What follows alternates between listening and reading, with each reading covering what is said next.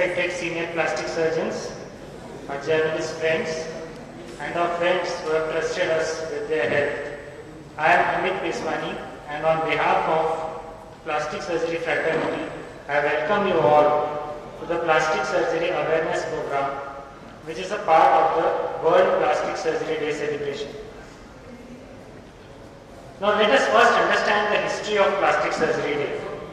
For this, we have to roll back the clock by around 12 years.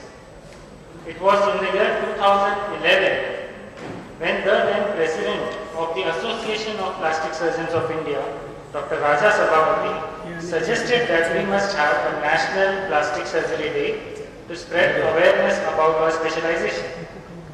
This suggestion was unanimously welcomed by the Plastic Surgery Fraternity of India, and thus July 15th became to be known as the National Plastic Surgery Day. And on this day, plastic surgeons across India celebrated it by arranging different programs to connect to the masses and educate them. Some conducted free surgeries and some others organized various programs like street shows and walkathons. The world was watching India celebrate this day, and it was in the Global Summit of Plastic Surgeons at 2021, which was held in the US, where Dr. Rakesh Rajanchi, the then president of the APSI, proposed that 15 July should be celebrated as World Plastic Surgery Day. And this proposal was accepted by plastic surgery representatives from all over the world. And this was when our National Plastic Surgery Day became the World Plastic Surgery Day. But then, why do we need such a day? It is because there is lack of awareness and there are too many myths and misconceptions regarding our specialization. But then, why do these even exist? Well, one of the reasons is plastic surgery is difficult to associate with any particular part of the body. Like, people find it easy to associate these organs with a specialist. But then, which specific part does a plastic surgeon cater to? And what is plastic surgery associated with? Well, to learn this, we need to first unlearn a few things. That is, what is plastic surgery not associated with? Now, this scenario is fairly common in the plastic surgery world, wherein patients come and ask, Doctor Saab, plastic surgery mein kharcha kitna ho? And the doctor quotes some amount, and then the next question comes, agar plastic hum de to. And this leaves the plastic surgeon flabbergasted because plastic surgery is not related to conventional plastic. In fact, there is lack of awareness that majority of plastic surgery work uses tissues from the body itself. Plastic surgery, in fact, is of the body, by the body, for the body. And this lack of awareness is further fueled by what is projected on the big screen. Ladies and gentlemen, what is shown is not plastic surgery. But then, why is it called plastic surgery? Plastic surgery, the word plastic is derived from the Greek word plastikos, meaning fit for molding. Plastic surgery means to mold the tissues so as to improve the form. But then, form without function is not possible. Hence, plastic surgery focuses on restoring the function and also enhancing the form. Thus, plastic surgery, in summary, is a branch that restores structure as well as function. Now, any aberration in either the form or the function will result in something called as a loss or a defect. So, how does plastic surgery correct these defects or losses? Well, we believe in the principle of being Atmanirbhar or self-dependent. Like, for example, when you have a flat tire, what do? We use the extra tire and then overcome the situation. Plastic surgery believes in this principle. What goes in the making of a plastic surgeon? A plastic surgeon is someone who is specialized and has the vision to identify these reserves from the body and recruit them to overcome the problem. Thus, ability to find solution in the problem and thus make life better. Because life is unfair and it is not fair that life is unfair. Plastic surgery is a perpetual conflict with misfortune.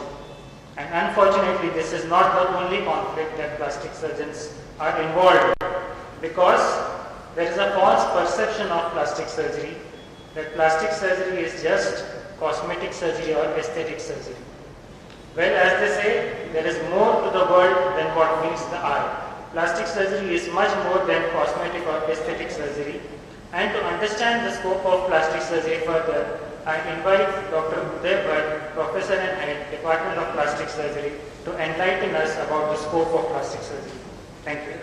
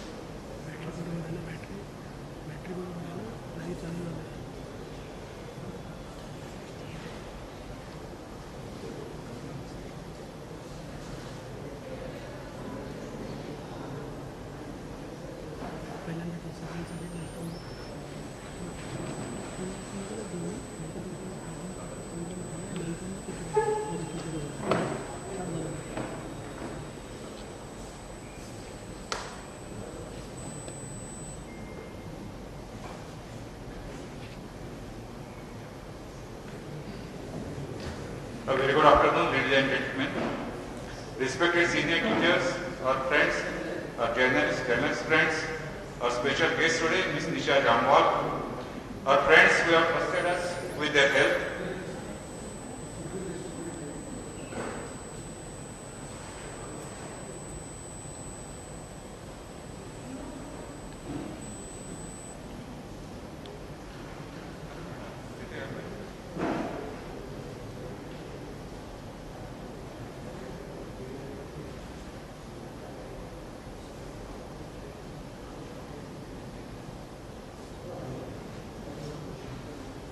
Yeah, all right. Dr. Amit has already introduced the topic, so without much ado, I will go further. Plastic surgery, although a household name, is one of the most misunderstood medical or surgical specialties, and is portrayed in the media as beautifying surgery. I won't blame the media, because the media will always would think what the general public think, and they reflect the general people. Now, what are the misconceptions? I will speak in Marathi as well, because there are my Marathi friends as well in the audience. So, guys, समाजाने गैरसमज पण आहेत. People think that plastic surgeon is a person who beautifies human beings. So, he does something like nose job or nasika ghadan. He does something like tummy tuck. He does something like facelift, kayakalp. Or he is a person who only does skin grafting. But ladies and gentlemen, plastic surgery is not limited to these things alone. There is much more to plastic surgery than what is portrayed in the media. So this perception of people is not only erroneous, but it is unfair. That is what I believe. Of course, plastic surgery does include all these things. It does include all these operations, but this is a very small section of plastic surgery. And there is a lot more. It is equally awesome and equally wonderful, as we shall see now. सुरस, अद्भुत आणि चमत्कारिक अशा अनेक गोष्टी plastic सर्जरीमध्ये आहेत. Plastic surgery, if we look at the etymology or व्युत्पत्ती, has a Greek origin, and the word plastikos in Greek means fit for molding. So it has nothing to do with common plastic or day-to-day plastic. Fit for molding, that means ghatanas or ghadanas yogya, sughatana. So that is why it is called sughatana shalya. Just like a potter would shape the pot, similarly a plastic surgeon would shape the human tissues. So that is sughatana. उतीचे घटन करण्याचे शास्त्र or plastic surgery means surgical molding of the tissues. So where is the need to mold the tissues surgically? There is a need when there is loss of form or loss of function. रचना आणि कार्यक्षमता या दोघांचाही ज्यावेळी अभाव असेल, that is where we have the need to mold the tissues. Now look at this. In this gentleman, that piece of nose is missing. Look at it carefully. That is where the tissues are missing. So there is a structural loss. Look there is a paralysis, and that has resulted in deformity. So there is a functional loss. All the fingers are intact, yet they are not working well. There is a functional loss. In this gentleman, there is structural plus functional loss because there was a cancer, and the cancer has been excised. Now he can't eat. There is a defect there. So structurally and functionally, both ways, he is incompetent. So when there is structural loss, we take skin from elsewhere, we put it there, and after a while we divide it, and that is what we have. Now look what has happened. The structural loss is corrected of the nose. It is as good as new. We do a tendon transfer operation for this paralysis. We restore not only the function but also the looks. And we take tissues from the vicinity in those cancer defects and see what has happened. The structural and functional integrity of the mouth or the oral sphincter is restored, ladies and gentlemen. So whenever this loss of form or function is lost, we call it a defect or truti.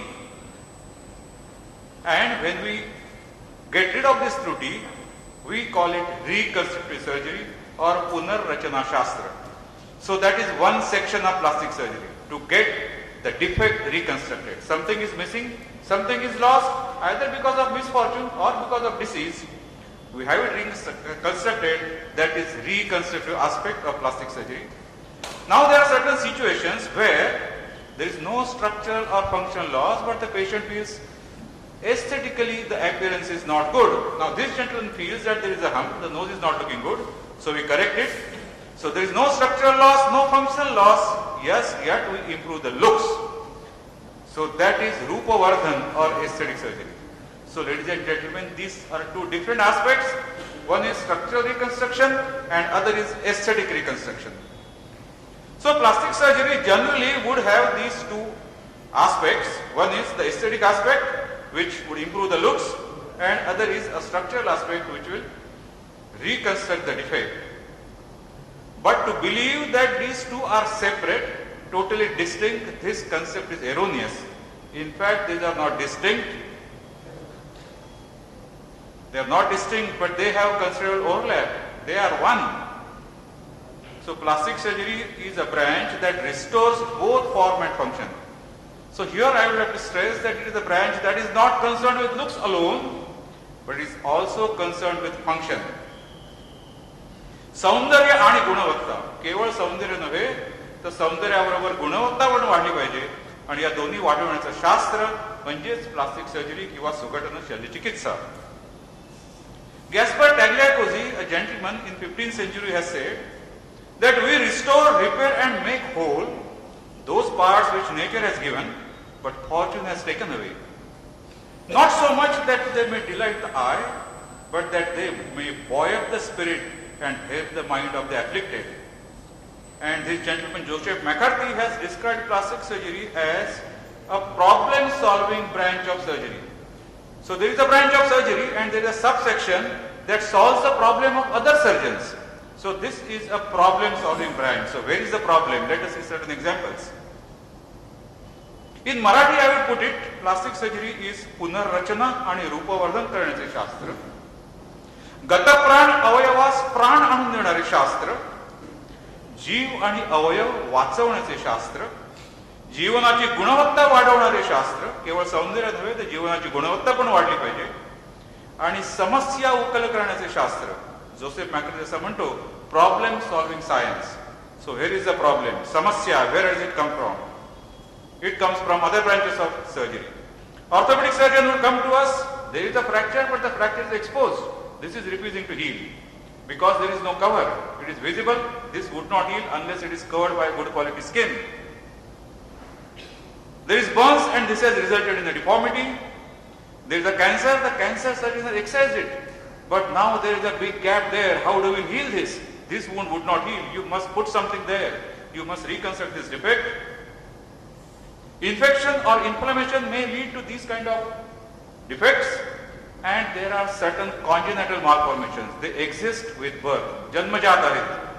cleft lip or these syndactyls, these are present since birth. So these are certain samasya or defects.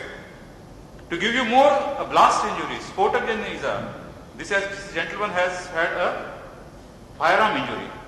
Paralysis, this could be because of leprosy. Nerve injuries because of trauma. Raktavahini is our vessel injuries. Once a vessel is cut, what will happen to the blood supply? That part will die. You must restore the blood supply. That is where the samasya or that is where the defect comes, ladies and gentlemen. And in fact, we all should be proud that to solve this problem, this surgery or this concept began way back in 600 years before Christ. And a gentleman called Sushrut, Maharshi Sushrut, was a person who used to carry out all these reconstructive operations, particularly the operation on the nose, operation on the cheek, many others, and it is widely considered as the father of plastic surgery. And plastic surgery, ladies and gentlemen, we should be proud of, originated in India, and Kashi is the kshetra where Sushruta used to practice. That gentleman. So in this Sushruta Samhita, his text, he has described all the operations, how to reconstruct the nose, how to reconstruct cheeks and many others. So let us see what plastic surgery can do. Let us see the scope and certain clinical examples. Now look here, there is a laceration on the forehead, kapala will ghav ahead. Now this has to be sutured and restored back so that this girl looks normal.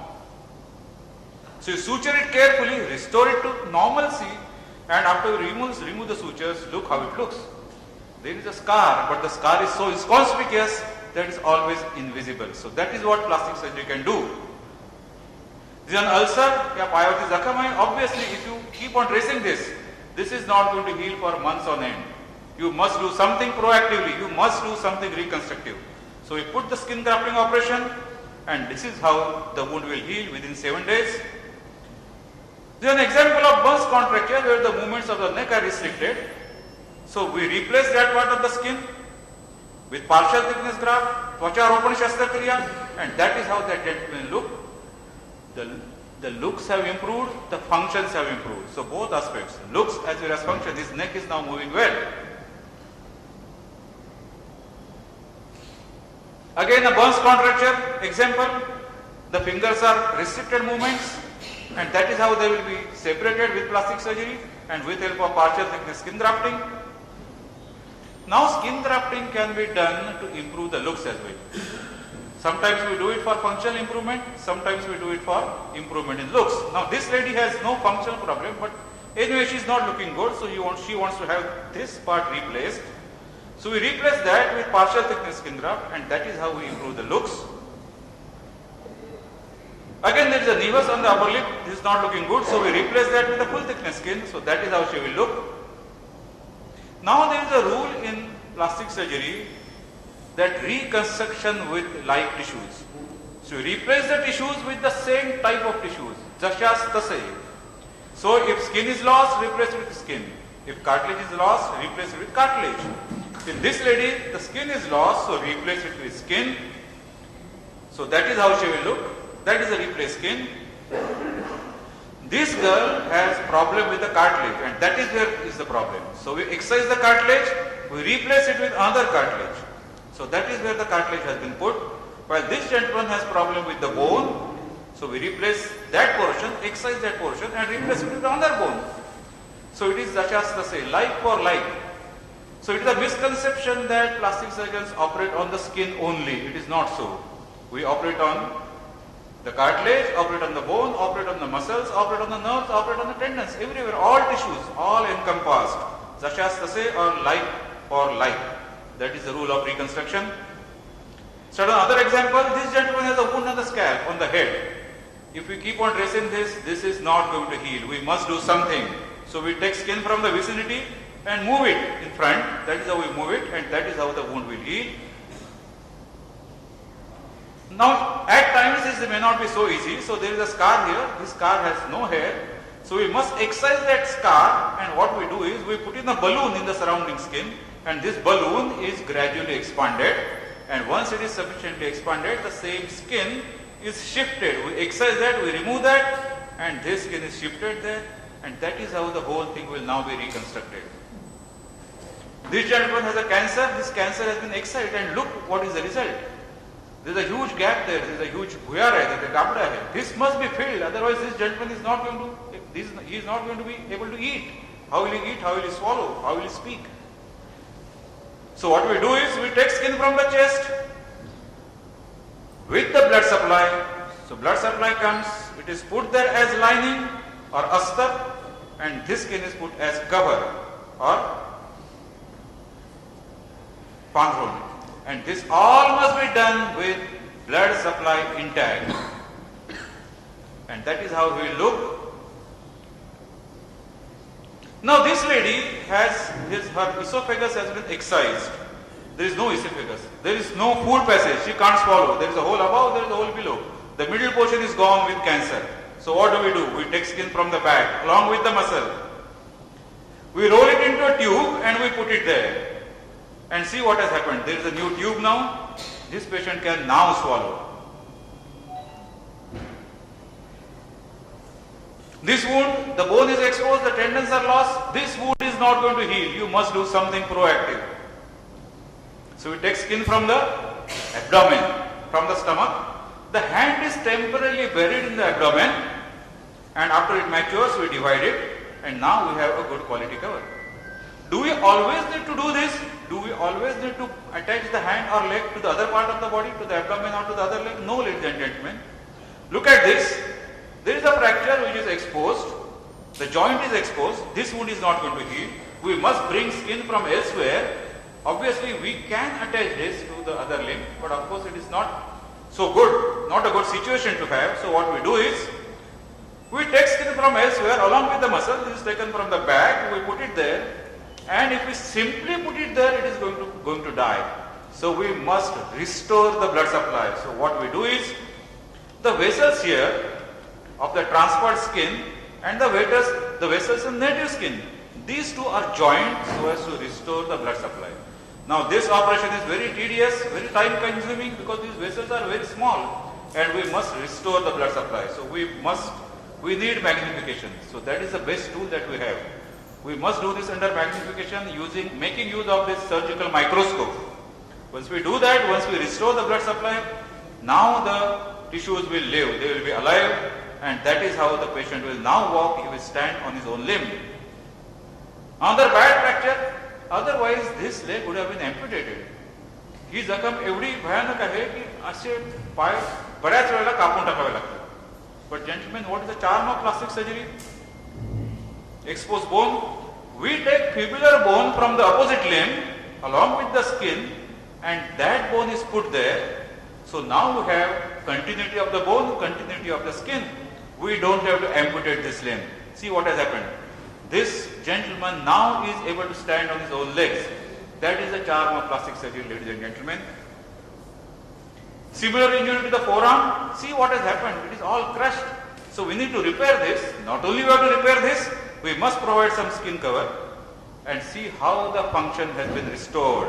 So restoration of function, ladies and gentlemen, is the main job of a plastic surgeon and not improvement in looks. Now see what has happened here. The hand has been totally cut off. So what do? We must reattach all this.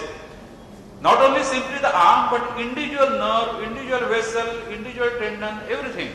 So all small structures must be restored, must be repaired, and again we need this tool, the microscope. So this is done under microscope. This operation is again very complex, time consuming. It may go on for hours, 7 hours, 8 hours, 9 hours at times. And now the arm is reattached, and see how the hand is functioning again. And in fact, this microvascular surgery, the charm, this is extrapolated now to hand transplant. If one gentleman is lost the arm, hands from brain-dead donors can now be transplanted. It is now possible. In fact, Global Hospital in Mumbai, it has taken the lead. It is the hospital that has done maximum operation of hand transplant, and that is how the patient will look. And this operation has been done by Dr. SchoolPhi, hand surgeon. He is there. Please give him a good hand. Miss Morel, please stand.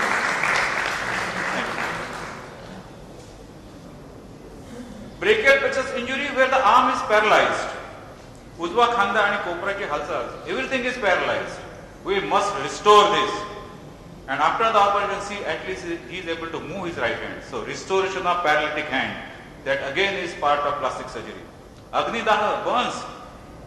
The whole, everything is burnt, more than 40%. This life-threatening injury, ladies and gentlemen, this life has to be saved. So life-saving is equally important, not simply improving the looks. So after we save this life, restore the skin, the whole thing is fully healed and this patient now will go back to his work. Gunshot injury, again saving life. This person, if not treated properly, may lose his life. So saving life is equally important, ladies and gentlemen.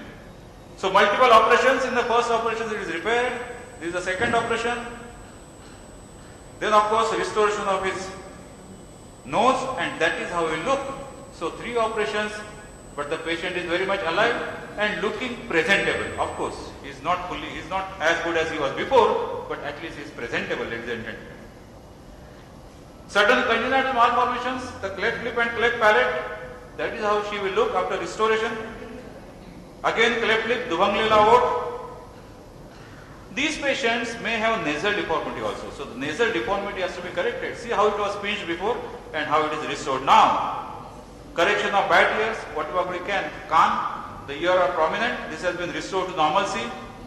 Syndactyly, the fingers are fused. The fingers are separated now. Correction of ptosis. Look at that.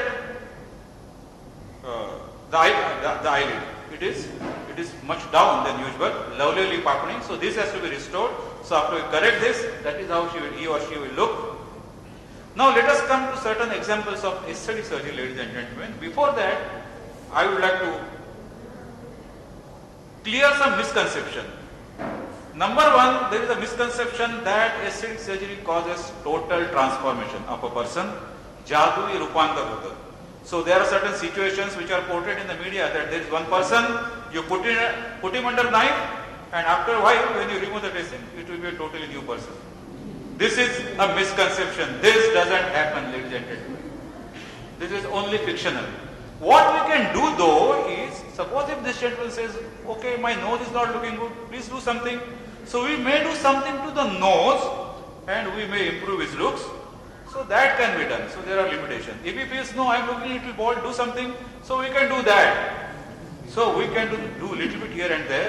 But total transformation, ladies and gentlemen, is not possible. It is purely fictional.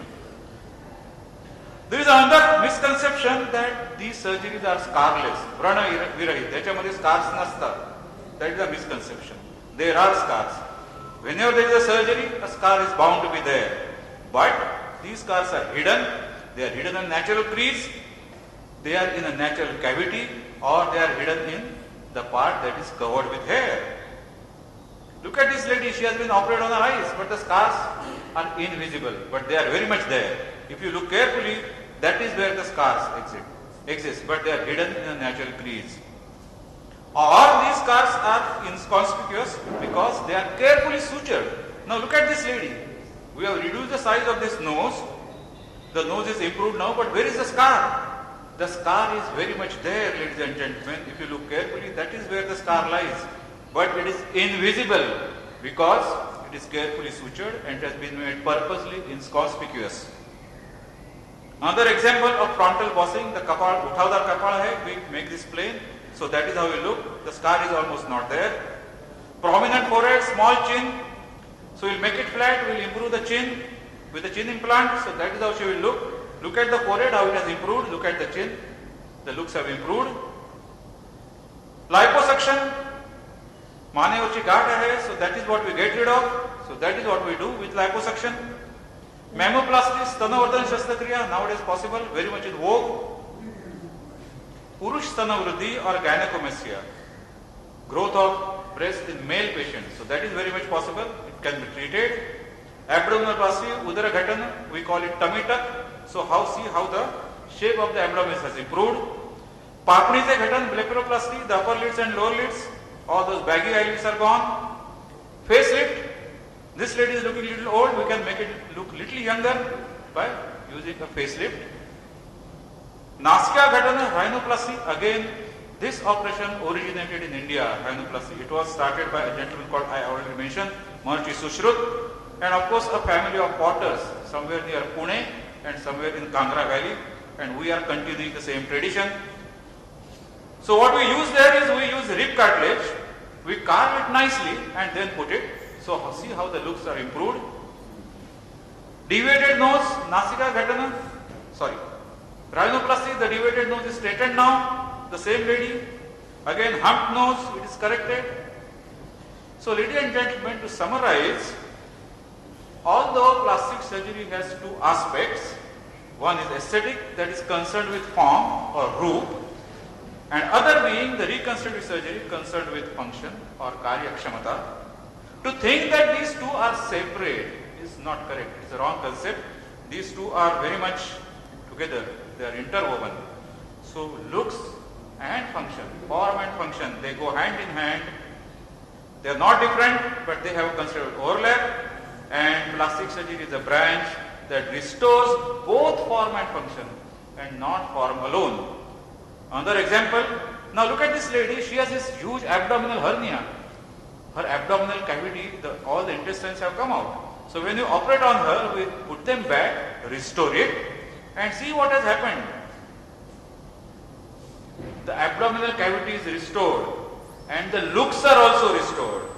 So both form and function, looks as well as function, karya kshamata and roop, both are improved, both are intermingled, they are not separate.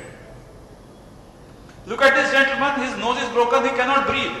So we must improve his breathing. So that is functional improvement. At the same time, we should make him look good.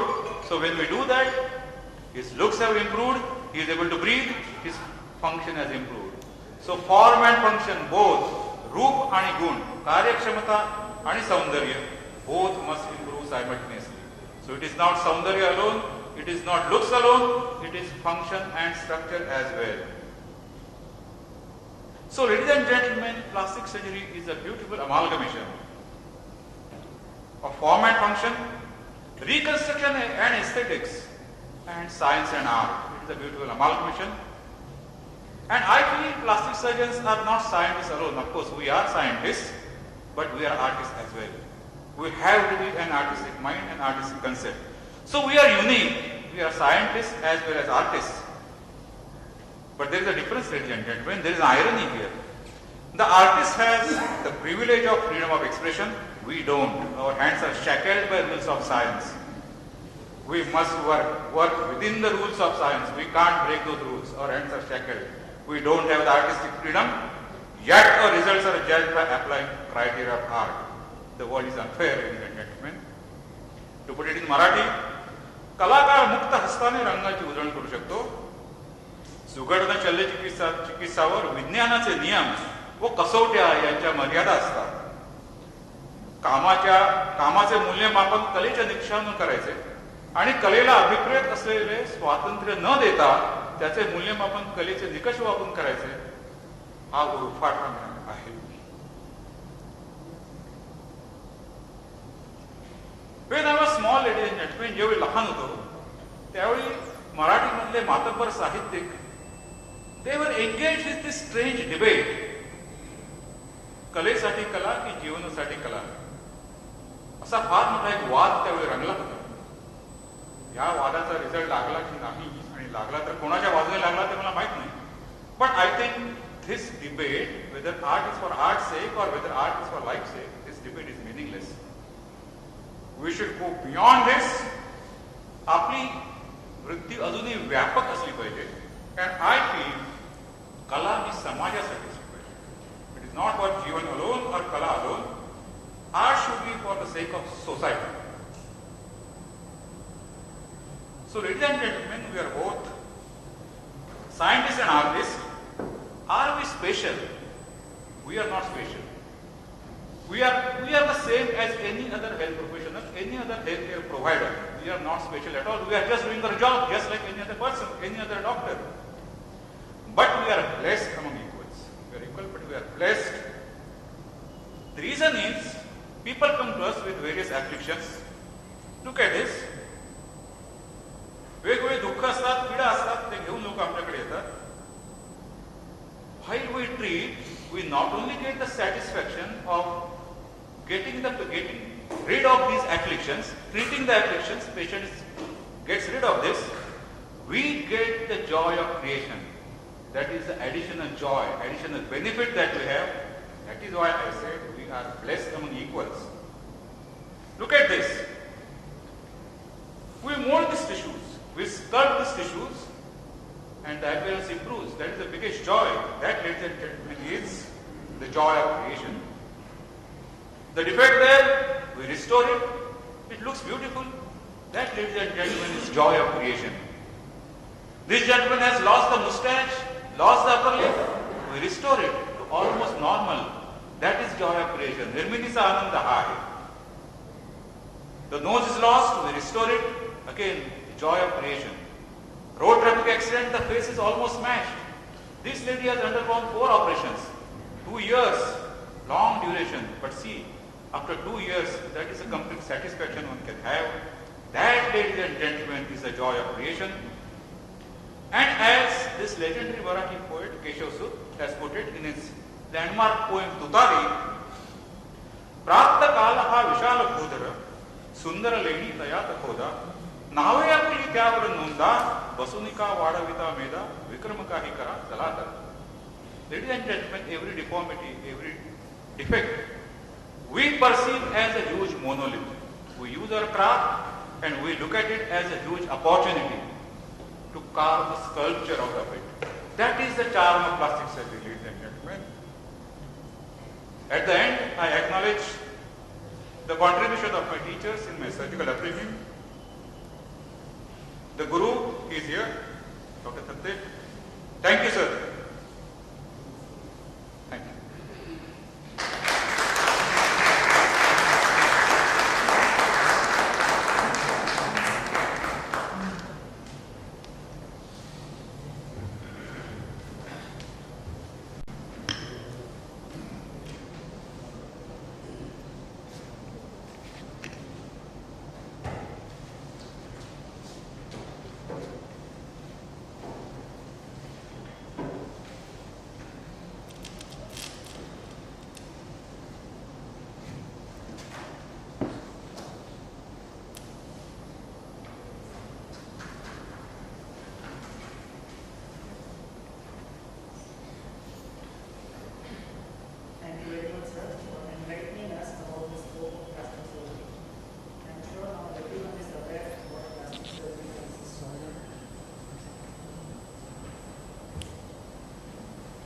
एक minute हमें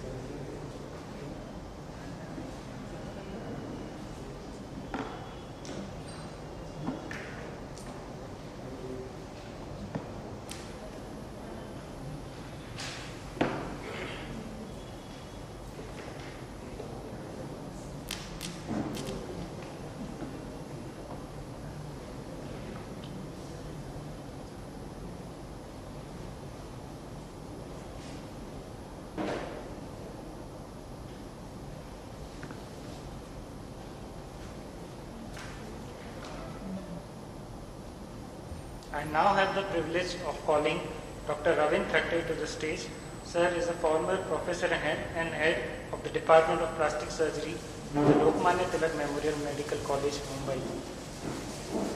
Sir, please come and give us some words of wisdom.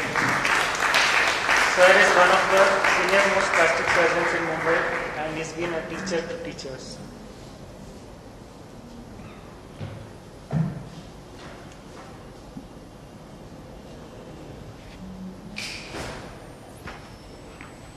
I don't know whether he will be, I am audible. मला वाटतं या माईकचा भरपूर प्रतिध्वनी येतो आहे, पण तुम्हाला ऐकू येत आहे का? Anil can you? आतापर्यंत इंग्रजीत झालं, थोडं मराठीत बोलतो. अमरेश बलियार सिंग आणि उदय भट या दोन्ही जोडगोळीचं कौतुक करतो की त्यांनी हा कार्यक्रम इथे आयोजित केला.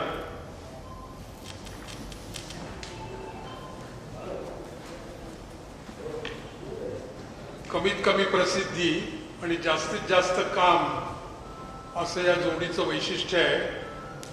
परंतु आधुनिक काळामध्ये आपण जे करतो ते लोकांना कळलं पाहिजे, हा सुद्धा एक भाग असतो आणि म्हणून त्या भागाचा एक प्रकार म्हणून ही आजची सभा बोलवण्यात आली आहे. मला वाटतं अशा तऱ्हेनं एखाद्या विज्ञानाचा प्रसार करण्यासाठी आणि त्याबद्दल लोकशिक्षण करण्यासाठी असा समारंभ होण्याची ही पहिलीच वेळ आहे, म्हणून मी त्यांचं परत अभिनंदन करतो.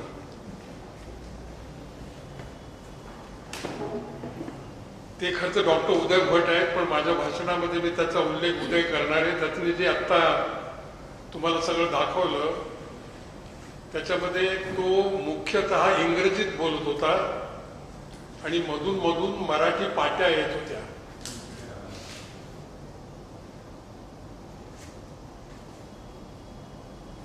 हल्ली विश्वगुरु नावाची एक जी संज्ञा आहे त्याच्याबद्दल भयंकर मोठा चर्चा किंवा वादविवाद चालू आहेत. ते वादविवाद मी बाजूला ठेवतो, परंतु एक गोष्ट नक्की की कुठल्या एका बाबतीत जर भारत विश्वगुरु असेल तर ते सुगठन शल्यचिकित्सा किंवा प्लास्टिक सर्जरीच्या बाबतीत भारत विश्वगुरु आहे, हे सगळ्या जगाने मान्य केलं आहे. आणि त्याची आठवण करत आपण इथे आलो आहोत आज. तुम्ही सुश्रुताचं जर पुस्तक किंवा ग्रंथ बघितला तर सुश्रुतानं नुसतीच प्लास्टिक सर्जरी किंवा सुगठनाबद्दल लिहिलं नाही, तर त्या काळात कधीही गद्य प्रोजमध्ये लिहित नसत आणि ते नेहमी कवितेमधून लिहित असत. आणि सुश्रुत आणि त्याचे विद्यार्थी एकदा ज्यावेळेला बसले होते त्यावेळेला त्यांनी एक कानाची पाळी गालावरच्या त्वचेनं ज्या वेळेला बरी केली त्यावेळेला त्याच्या एका विद्यार्थ्याने सुश्रुताला विचारलं होतं की हे कसं झालं. त्यावेळेला त्यांनी जे सांगितलं ते 2500 वर्ष तसंच राहिलं आहे आणि ते वर्णन त्यांनी 3 शब्दात केलं होतं. सानुबंधेन जीवितः. जीवितः लिव्स आणि सानुबंधेन अनुबंध. Bandh is tied up, sanubandh has got a slightly different connotation. स अनुबंधेन जीवितः, की त्याचा जो अनुबंध मूळ त्वचेकडे आहे त्या अनुबंधावर ही त्वचा जगली, ती नव्या ठिकाणी जगली आणि मग काही दिवसानंतर तो अनुबंध काढता येईल असं त्या 3 शब्दामध्ये जे सांगितलं गेलं ते आज तागायत सत्य आहे. आणि सुश्रुताची आणखीन एक अतिशय मोठी गमतीदार गोष्ट अशी की 2500 वर्षापूर्वी सुश्रुतानं जी शस्त्रक्रिया सांगितली ती शस्त्रक्रिया आजही जगभरात सर्वत्र केली जाते आणि त्याला इंडियन मेथड ऑफ रायनोप्लास्टी म्हटलं जातं. सुश्रुताने अर्थात संस्कृत मध्ये सांगितलं. सुश्रुताचं जे विज्ञान होतं ते थोड्याफार प्रमाणात भारतात शिल्लक होतं. सगळ्या जगात अंधयुग आलं, भारतात गुलामगिरी आली पण 150 वर्षापूर्वी एका पुण्यातल्या कुंभारानं एका पारशी माणसाच्या नाकावर असं म्हणतात की सुश्रुतीच्या पद्धतीनं शस्त्रक्रिया केली. ती कोणीतरी बघितली, ती एका मासिकात छापली आणि तेव्हापासनं प्लास्टिक सर्जरी नावाची गोष्ट आहे हे युरोपला कळलं आणि नंतर त्याचा प्रसार झाला अशी ती गोष्ट आहे. अर्थात आमच्या गुलामगिरीच्या काळामध्ये आमच्या भाषा लुप्त झाल्या, संस्कृतचं महत्व कमी झालं, आमचा अभिमान, आमचा गर्व खचला. आम्हाला स्वतःला काही करता येतं याची जाणीव जी आमची होती ती संपली. आमच्या भाषा मृतवत झाल्या. आणि जरी असं म्हटलं गेलं की कुठलीही गोष्ट, कला असो, वाणिज्य असो, विज्ञान असो, ती जर तुमच्या मातृभाषेत किंवा प्रादेशिक भाषेत शिकवली तर ती माणसाला चांगली कळते. हे जे फार मोठं तत्व होतं ते विसरलं गेलं आणि त्यामुळे फार मोठ्या प्रमाणात समाजाचा फार मोठा भाग विज्ञान आणि ज्ञानापासून वंचित राहिला अशी गोष्ट आपल्या देशामध्ये घडली. मला वाटतं आता परिस्थिती सुधारते.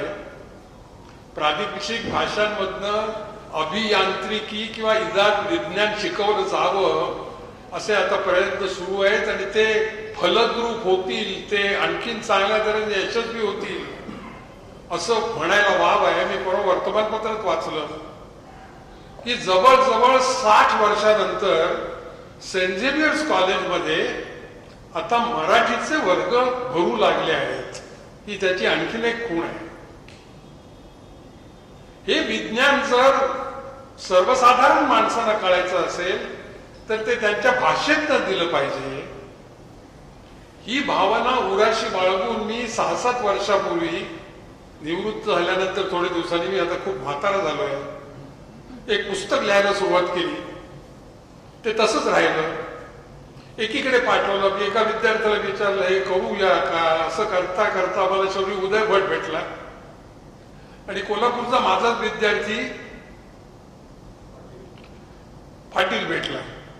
मग आम्ही तिघांनी बसून त्याचा श्रीगणेशा केला आणि अशा तऱ्हेनं सर्वसाधारण लोकांना सुघटन शल्य म्हणजे काय हे समजून सांगण्यासाठी आम्ही हे मराठी पुस्तक लिहिलं. त्याला आता 1 वर्ष झालं आणि कळवण्यात अतिशय आनंद होतो की या पुस्तकाची या ज्या शेवटच्या 30 प्रती आहेत त्या 1000 प्रती आता संपलेल्या आहेत. मला कोणीतरी विचारलं की या 1000 प्रतींनी काय होणार? म्हटलं तुम्ही एक लक्षात ठेवा की पहिल्यांदा फक्त एकच दिवा असतो. एका दिव्याने 5 दिवे लागतात. ही जी व्हायरल होण्याची जी गोष्ट आहे ना, की कोणीतरी तुम्ही कुठल्या तरी सोशल मीडियावर टाकलं की ते व्हायरल होतं. ते सोशल मीडियावर टाकण्याची गरज नसते. 4 माणसं ऐकतात, ती घरी जातात, ते आणखीन 10 माणसांची बोलतात. अशा तऱ्हेनं विज्ञानाचा प्रसार जर झाला तर तो आपल्याला हवा आहे. या दृष्टीनं ह्या पुस्तकाचं निर्माण झालं आहे. मी अर्थात तोपर्यंत निवृत्त झालो होतो, त्यामुळे 2 फार सुंदर गोष्टी घडल्या त्या मी इथे सांगतो आणि माझं भाषण संपवतो. या पुस्तकाला 2.5 लाख रुपये लागणार होते. त्यावेळी माझ्या 50 विद्यार्थ्यांना विचारलं की तुम्ही मला 5,000 रुपये द्याल का? आणि घडलं असं की 5च्या ऐवजी अनेकांनी 10 दिले. एवढंच नव्हे, 2.5 लाखाच्या ऐवजी 3.5 लाख रुपये जमा झाले आणि हे पुस्तक निर्माण झालं. दुसरं मी, कारण मी निवृत्त होऊन अनेक वर्ष झाली होती, तेव्हा मी लोकांना लिहिलं की माझ्याकडे आता माझी जी ओरिजिनल मूळ छायाचित्र होती ती माझ्याकडे नाही आहेत, तेव्हा तुम्ही काही अशी छायाचित्र मला द्याल का? तुमचा विश्वास बसणार नाही, पण या 50, 40, 30, 15, 20 लोकांनी आणि अर्थात मुख्यतः उदय भट, अमरेश आणि या मंडळींनी या पुस्तकातली सगळी चित्र फक्त 15 दिवसात जमवली आहेत. मी दिवा लावण्याबद्दल जे बोलतो ना, त्याचा हा सुपरिणाम आहे. एकेकाळी मी टिळक रुग्णालयात जे छोटे छोटे दिवे लागले ते एवढे मोठे प्रकाशमय झाले आहेत आज की त्या प्रकाशातून या पुस्तकाची निर्मिती झाली. आपला देश गरीब नाही आहे, आपला देश विस्कळीत आणि अव्यवस्थित आहे. याचं उत्तम उदाहरण असेल तर हे पुस्तक आहे. आणखीन 2 गोष्टी नमूद करतो आणि संपवतो, कारण उदय भटचं जे प्रेझेंटेशन किंवा जे त्यांनी आविष्कार केला तो इतका सुंदर होता की आणखीन एक काही होणार आहे. मला वाटतं अमरेश एका फार महत्वाच्या विषयावर बोलणार आहे की ज्याला आपण प्लास्टिक सर्जन म्हणतो, तो घडवण्याला जो प्लास्टिक सर्जन घडवतो त्या प्लास्टिक सर्जनला घडवायला किती वेळ लागतो आणि किती प्रयत्न करावा लागतो याच्याबद्दल मला वाटतं अमरेश बोलणार आहे, असं तुम्हाला काल संध्याकाळी घरी माझ्या म्हणाला. प्रश्न भाषेचा आहे. आता तुम्हाला पेशी हा शब्द सेलला समजू शकतो, पण स्किन ग्राफ्टिंगला जर त्वचारोपण हा शब्द वापरला तर तो खेड्यातल्या माणसाला काय, मलाही जास्त चांगला समजतो. मी उच्च विभूषित आहे, इंग्रजी माध्यमात शिकलेलो नसलो तरी माझ्या आयुष्यात इंग्रजीचं स्थान फार बळकट आणि उत्तम आहे. पण त्वचारोपण या शब्दातली गंमत स्किन ग्राफ्टिंग या शब्दाला नाही. आणि म्हणून पहिल्यांदा जर काही असेल तर ते आपल्याकडे इंग्रजीसाठी चांगले शब्द आहेत की नाही हे शोधून काढण्यातच माझे 3 आठवडे गेले. आणि 5-6 शब्दकोशांनंतर माझ्या लक्षात आलं की इंग्रजीपेक्षा जास्त चांगले शब्द आपल्याकडे उपलब्ध आहेत, कारण आपल्या सगळ्या भाषा संस्कृत नावाच्या इंडो युरोपियन भाषेवर आधारित आहेत. मी इथे विनोद करत नाहीये आणि इथले कोणी दाक्षिणात्य असतील तर त्यांनी समजून घेतलं पाहिजे की असे शब्द तामिळमध्ये सुद्धा असू शकतील.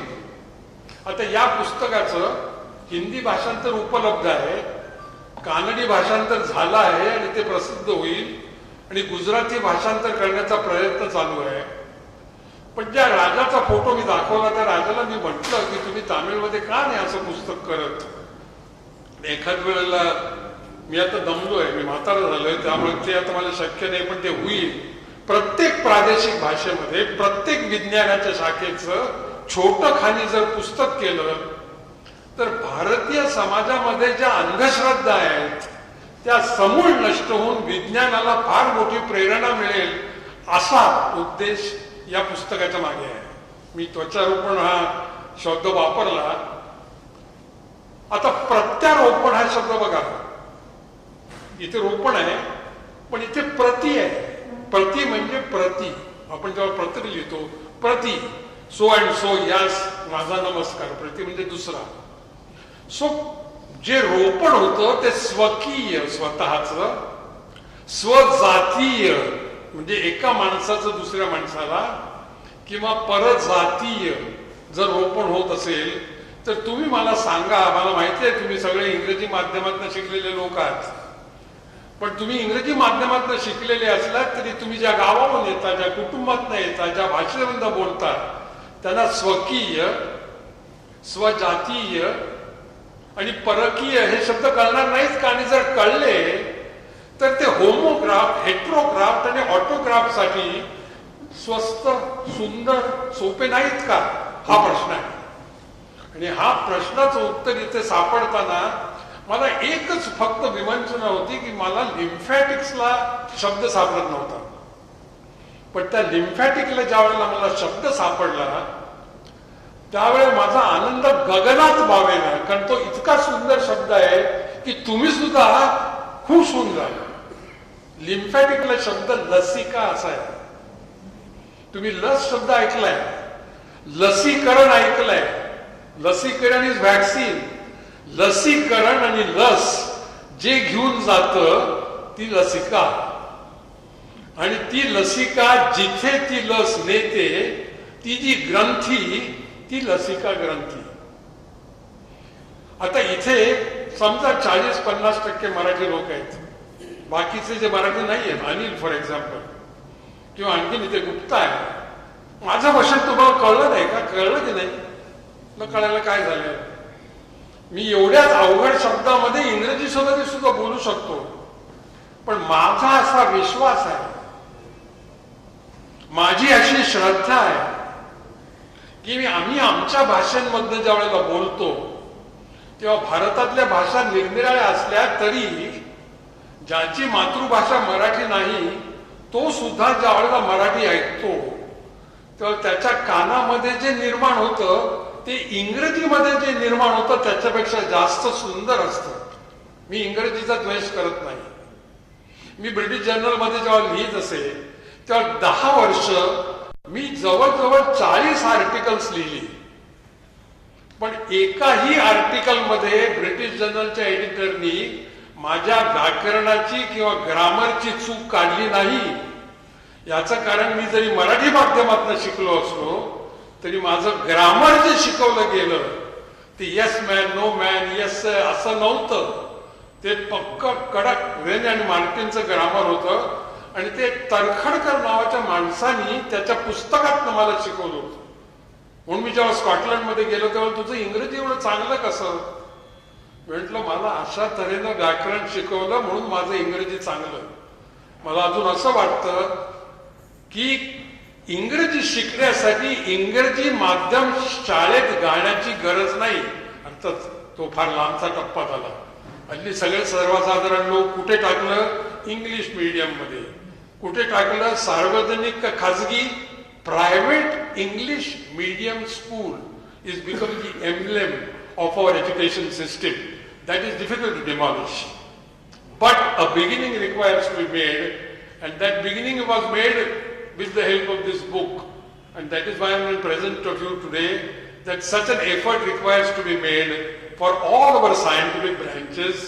And I am happy that Amresh, Uday and the others, his department has created this gathering where I could present my views.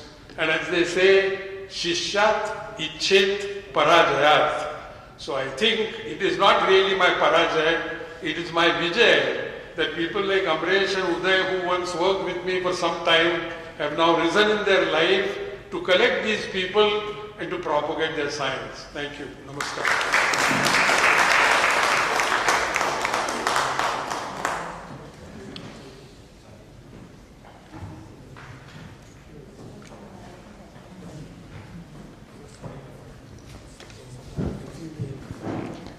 आमच्या ज्येष्ठ सुपेटन शल्यचिकित्सक डॉक्टर रवींद्र थट्टे यांचा मनापासून आभार मानतो की त्यांनी आम्हाला फक्त प्लास्टिक सर्जन्स म्हणून अभिमान नाही तर मराठी प्लास्टिक सर्जन्स असण्याचा पण अभिमान ते आम्हाला देतात आणि देत राहतील ही मला पूर्ण खात्री आहे. Moving on, I would like to invite doctor Anil Tebrewal sir to kindly grace the dais and introduce and felicitate our special guest.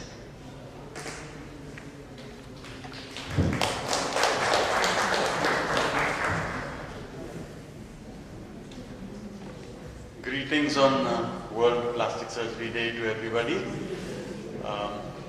Today as we speak, as we gather over here, India is making its way to surgery is and what all can be done and what all is possible with plastic surgery. So to dispel these myths, we need to have the sort of the attention of the media and the press. And on this, for this, I have taken the liberty of inviting my good friend Nisha Janwal. Nisha is not just a page 3 person, but she is extremely effective in the way she puts things, and she has a very wide reach, and I'm absolutely certain that with her help we will be able to have quite a far out reach to explain that what plastic surgery is all about. Nisha, please feel welcome.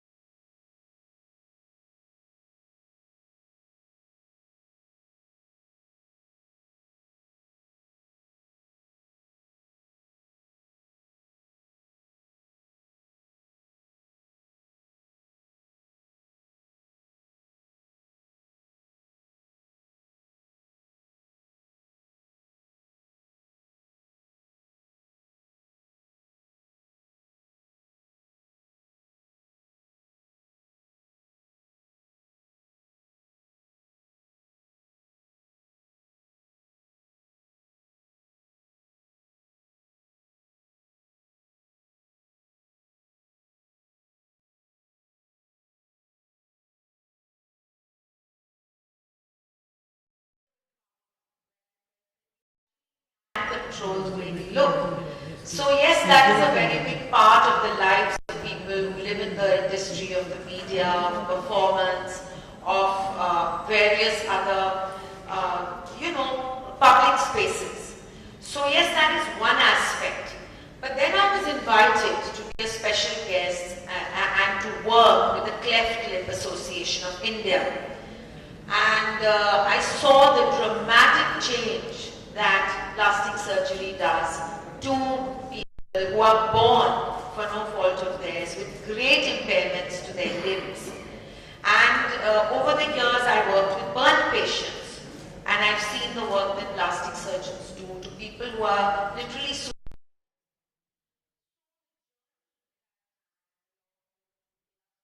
plastic surgeons.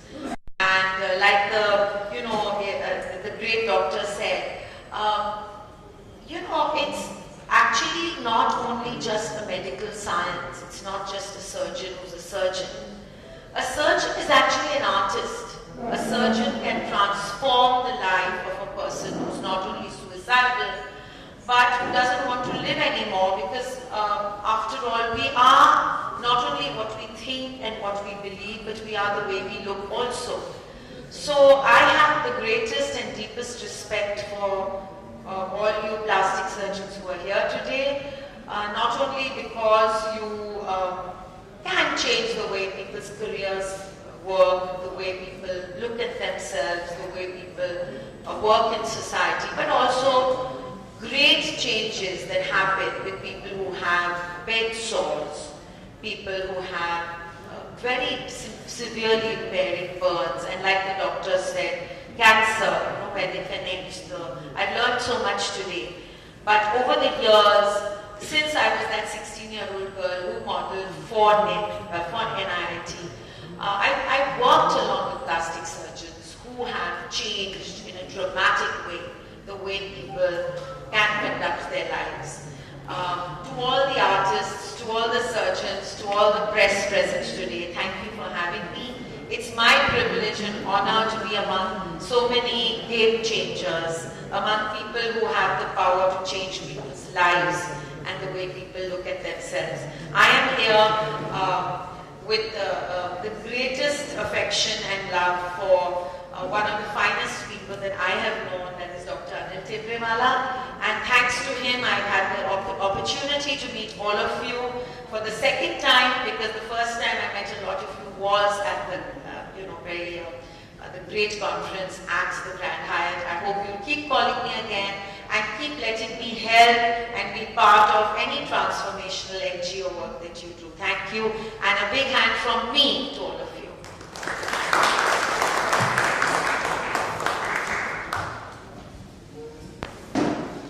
Thank you very much, ma'am. Ma'am, I request you to please kindly wait on the stage. I thank you for sharing your experience with plastic surgery and your journey with plastic surgery.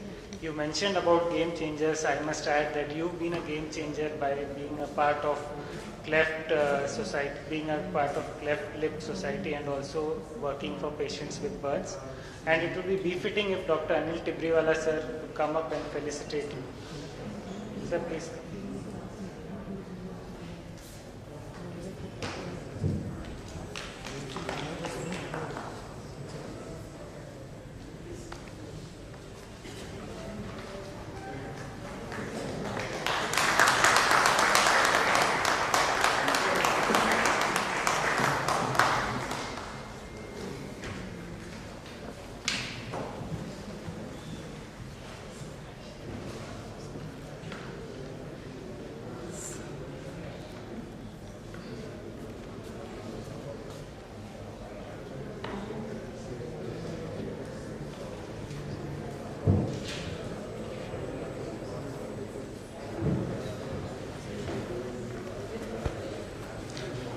Now we've heard from plastic surgeons. It's time to hear from people who have benefited from plastic surgery.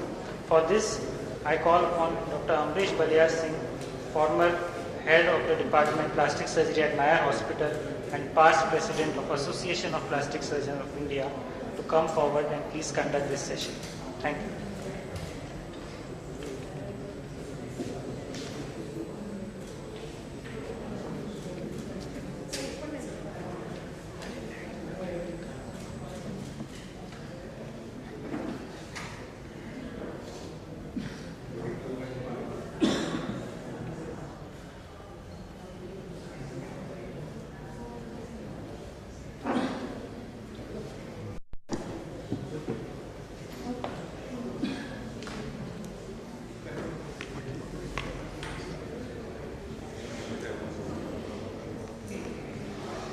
Good afternoon. My teachers, senior journalists, all my friend journalists, and my friends, and our heroes. Heroes means they were patients once upon a time, but now they are my friends, I call them. So, and I thank all of them to have come and to share their experience.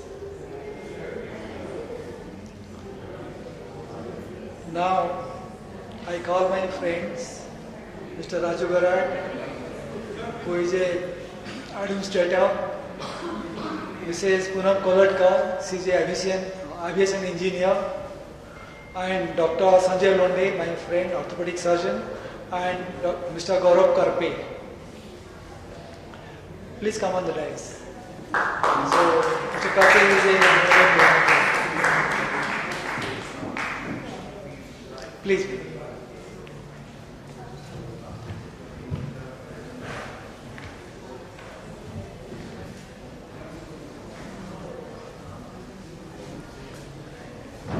See, many times there is tumor, but which is not cancer, involving lower jaw, which will require excision, that is, it should be removed.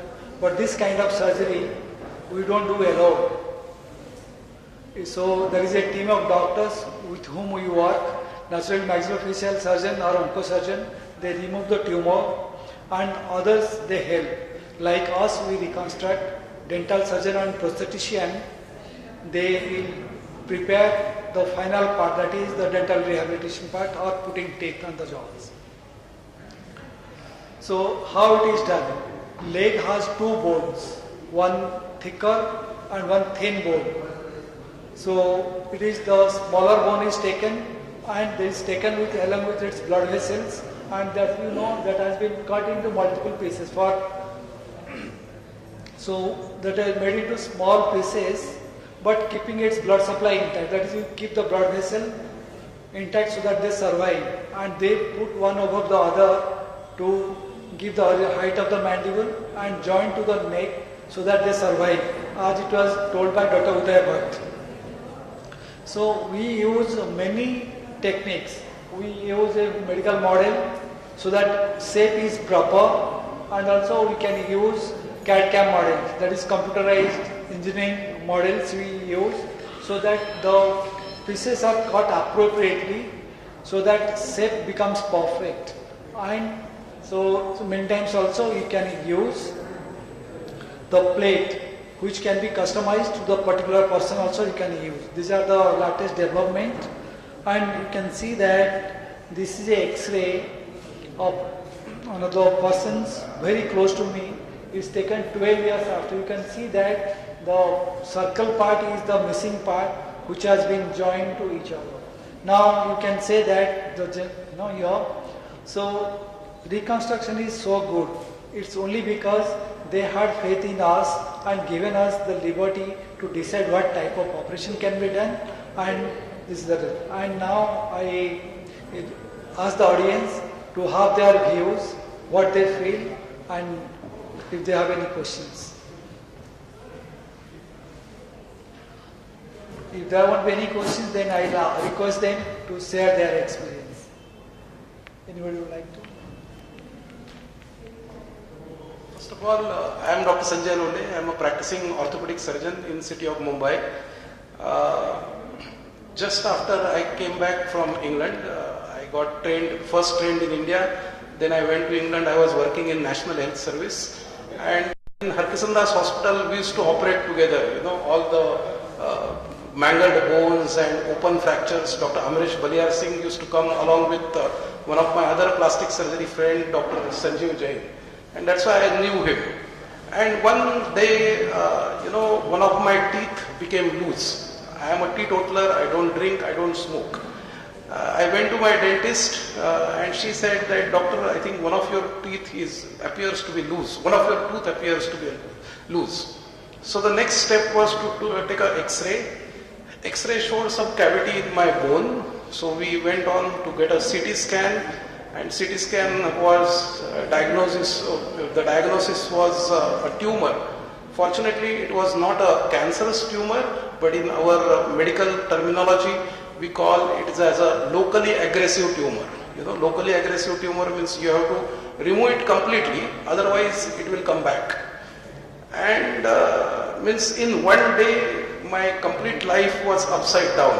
I was a practicing orthopedic surgeon, with God's grace, a very busy orthopedic surgeon, working almost putting about 12-14 hours every day. And then the question came what to do. So since I was working in NHS before, a lot of my friends, they suggested that I should go abroad in UK, get it operated and take it from there. But somehow I was not comfortable with that idea because getting operated there, then what about the follow-up? If something goes wrong, then where I will go and whom I will visit. So I went to I asked Dr. Sanjeev Jain, one of my friend and colleague at Harkisondas, now Reliance Hospital, and he said Dr. Amresh Baliyar Singh is one of the best surgeons you can find, not only in India but probably in the world. You know, I'm not flattering him.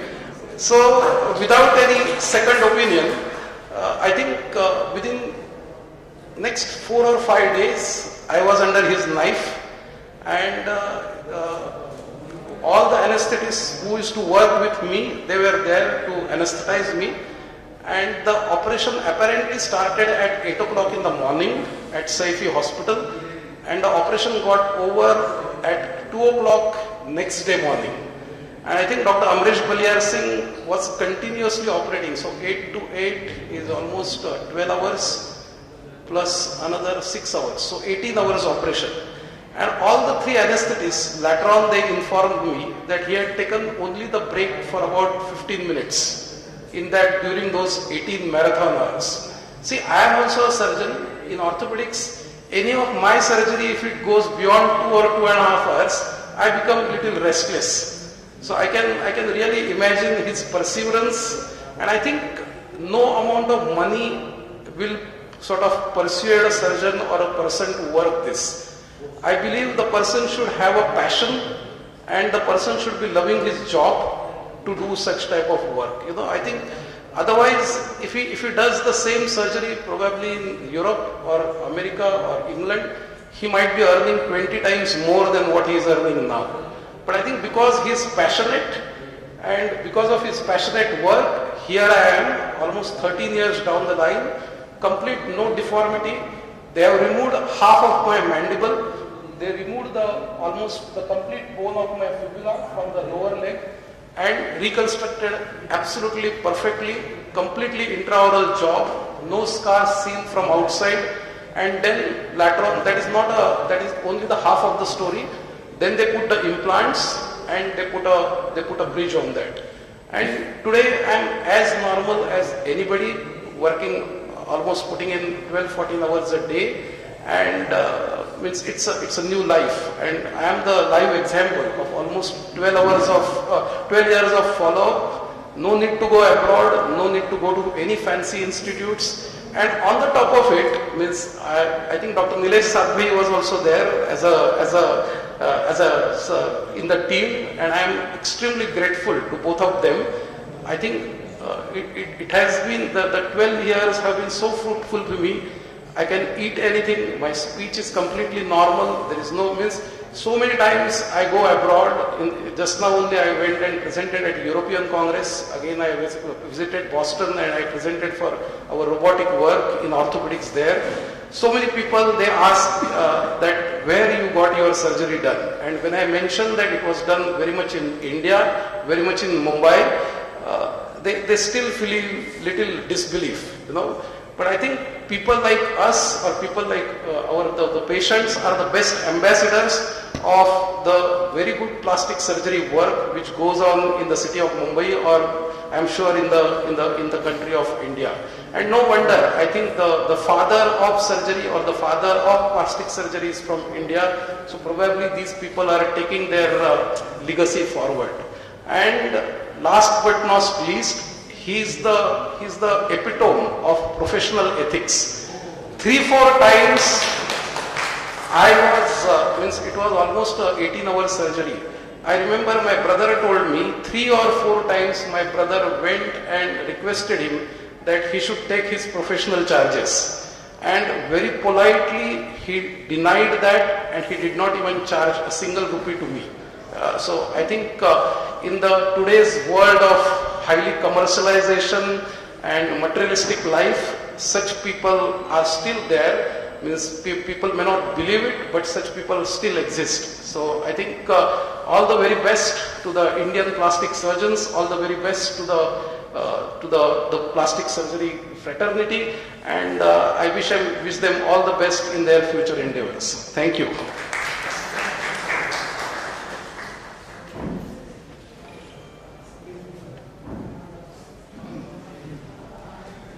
Good afternoon, everyone. My name is Poonam Kolhatkar. I won't take much of your time, but I was going to ask, in fact, can anybody guess which part of my body has been reconstructed?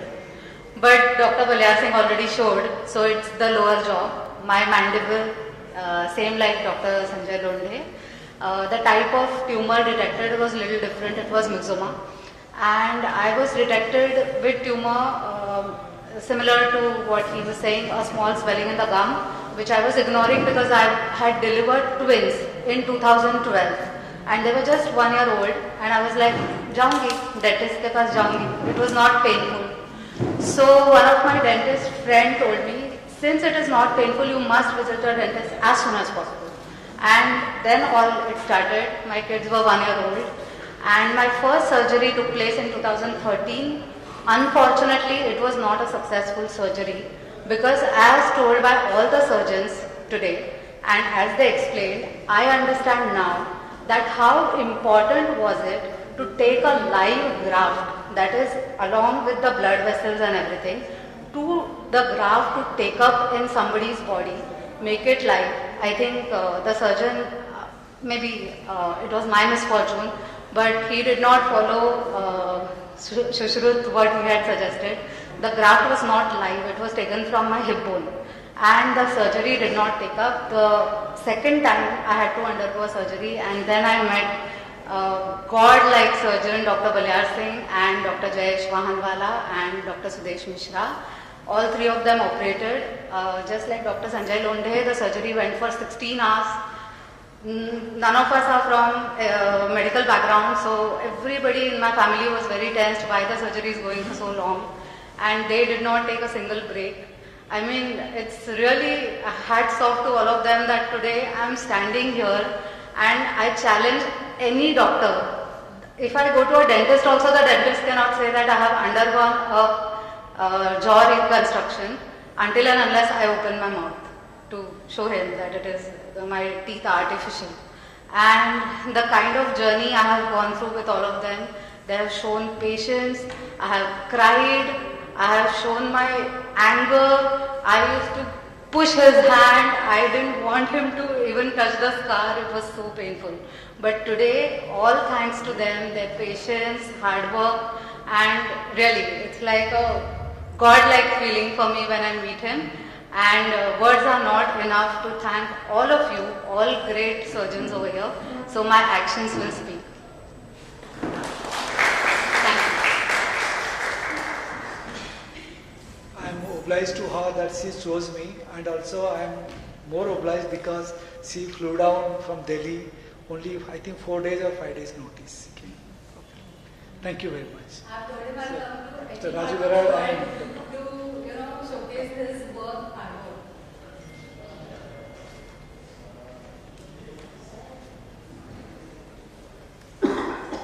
Good afternoon all.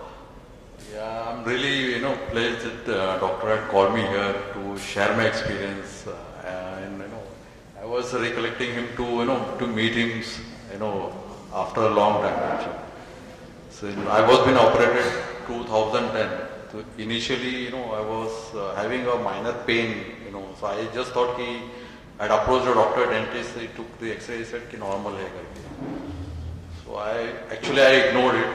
Well, after a couple of days I will go, but काफी बाद में वो सूजने लगे, it started swelling actually. So I went to Dr. Ajay actually.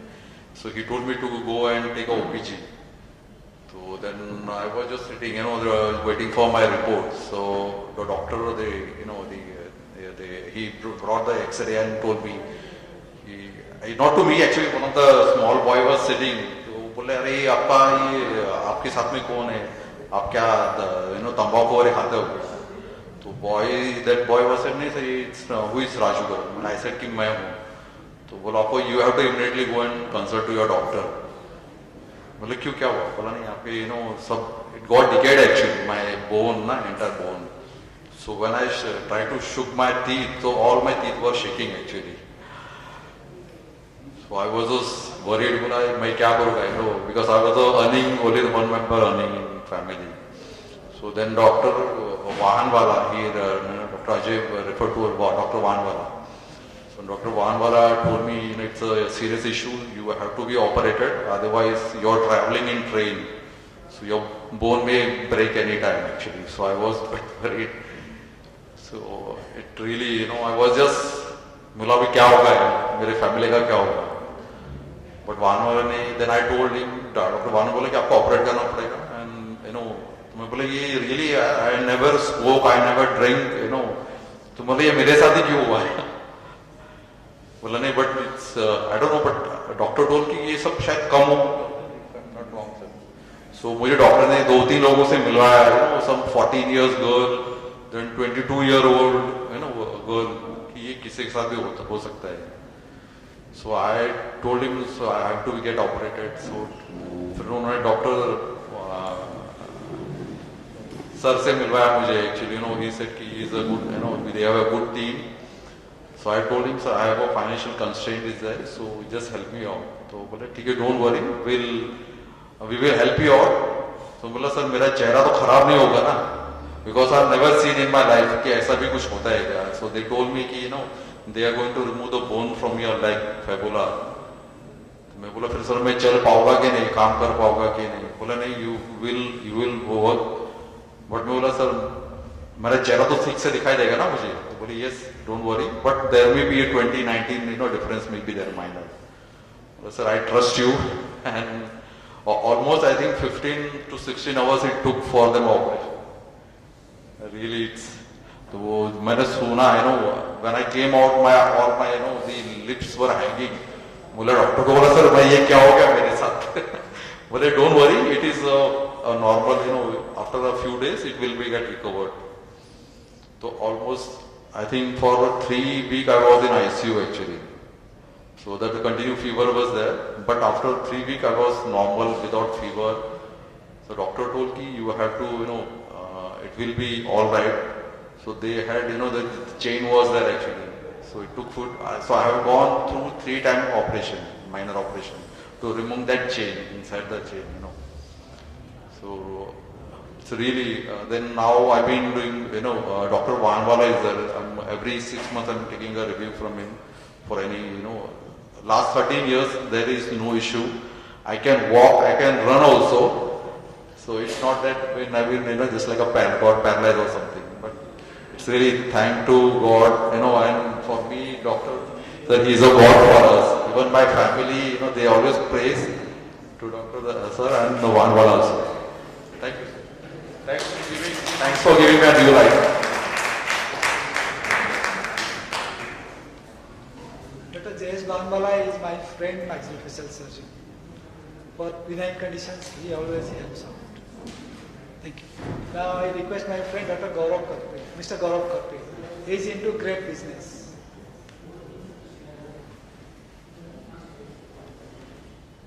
नमस्ते, मेरा नाम गौरव करते हैं. मैं नासिक से आता हूँ, रहता हूँ नासिक में. मैं किसान हूँ. मेरा 2010 में ऑपरेशन हुआ था पुणे में. लेफ्ट वाला जॉ चेंज किया था, लेकिन ऑपरेशन और सक्सेस नहीं हुआ था. तो 1 साल मेरा ये साइड का जॉ नहीं था. तो मैं पूरा लाइफ में डिस्टर्ब हो गया था. तो मेरे को सर का एड्रेस मिला. मैं सर से यहाँ पे मिला, सब देखा मुझे. तो बोले आप चिंता मत करो, सब ठीक हो जाएगा. और मेरा 2012 में वापस ऑपरेशन किया उन्होंने. तो अच्छे से सब जॉब वगैरह ठीक ठाक कर दिया और मेरा रूटीन लाइफ अच्छा हो गया. और मेरा फिर से कॉन्फिडेंस बढ़ गया और मैं फिर काम को लग गया. और डॉक्टर की वजह से सब अच्छा हो गया। डॉक्टर ने मेरे से पैसा भी नहीं लिया उस टाइम, मेरा थोड़ा हालत खराब था तो सर ने उनका फी दिया नहीं उस टाइम, उन्होंने बहुत मेरे पे एहसान किया है। Thank you.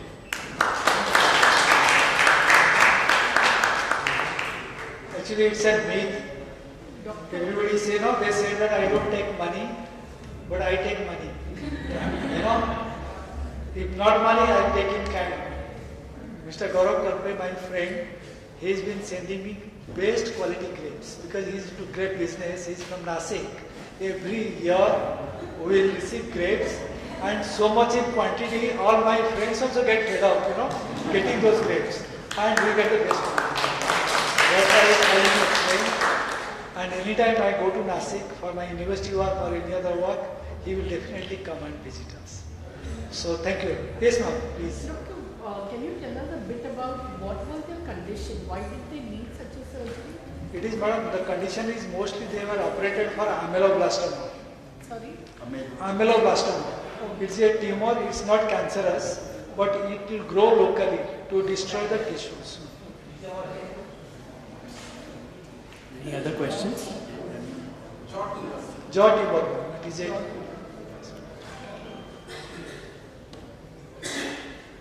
But now it is, I mean, now they have no... No, ma'am, it's almost like 10... Which side she has been operated? In fact, to be honest, I used to tell my husband कि थोड़ा सा हड्डी बच जाता तो knows में भी डालना चाहिए था. So it was like traumatic for all of us.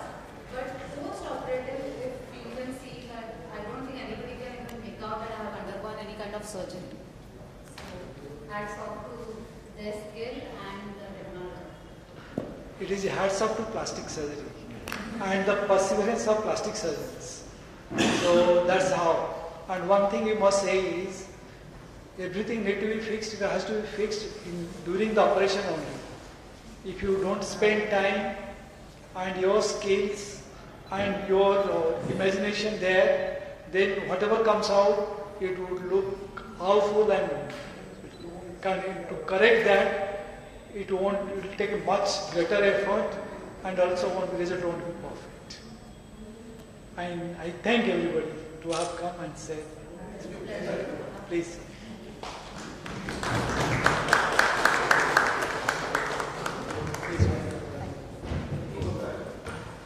Now I request everyone to kindly, please. We have a photo with all of you. Sir, Baliar Singh sir, we request you also to kindly.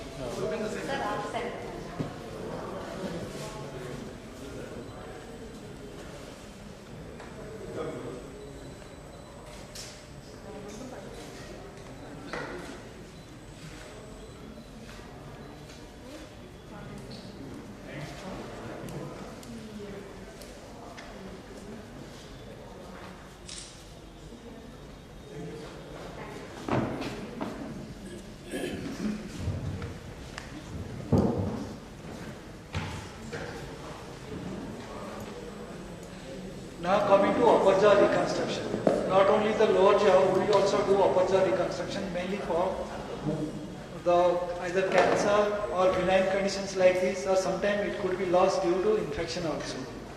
This girl had lost her upper jaw in childhood because of infection. You can see that upper jaw is indrawn, so there is no upper jaw. You can see that entire upper jaw is missing. In the medical model, you can see that there is no upper jaw. And this is the medical model we often made to help us to repair or reconstruct. So this is the design. Actually, this is taken from fibula bone. You can see that it contains skin, bone, and the plate which will hold them together. And this is at 2 weeks post-operative. You can see the changes. This is 6 weeks later, and this is 1 year later. And now this is 1 year after her dental rehabilitation. She is one of my most dear patients, but she couldn't make it today because of heavy rain. And this is now, I think it is post-operative almost 6 years, and she is doing well. She is married now, and with family. Now, the real heroes actually for us are the patients, those who undergo cancer reconstruction. So I call my friend Mrs. Riddhi Pawani, who is into export and import business, and Mr. Rahul Shah, and also Mr. Chauhan. I think Mr. Rahul Shah is not here, I think because he has had a very important meeting, and also maybe because of rain he could not be here. About Mrs. Pawani, actually when I saw her first, I was actually totally devastated, because when I talked to the cancer surgeon, she said that disease is bad and she will undergo a extensive resection, that is half of her count will go or more than half will go. So what are you planning? And after explaining to them, and of course, always her husband will always accompany her. I have always seen that. So that shows how much is the family commitment is essential for this kind of treatment. So we reconstructed. And it was so bad that you had to open her jaw, split it in the midline so that it could be operated, and you had taken skin from the forearm, this part of the hand you had taken, and repaired it, the tongue, and also joined the blood vessels to the neck blood vessels so that it could survive. She has complete, because this is only part of the story. Excision by a cancer surgeon, repair by a plastic surgeon is only one part of the story. Next part is the most difficult part, where we undergo radiotherapy. It's the most painful part, where the support of the family, friends is essential. So also my friend Mr. Chauhan also, he also has lost his lower jaw and also part of his tongue, which was reconstructed, taking skin and bone from the leg, and we reconstructed the jaw and also the part of the near the floor of the mouth, that is near the tongue. And he also underwent radiotherapy. They have almost completed near 1.5 to 2 years of treatment. So we would like to listen to their story, how they felt before, what they have gone through. Madam, please.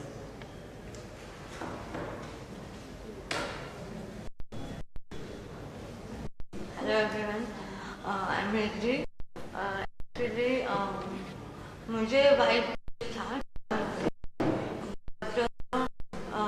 मैंने serious नहीं लिया, मुझे है हो जाएगा. फिर in Oman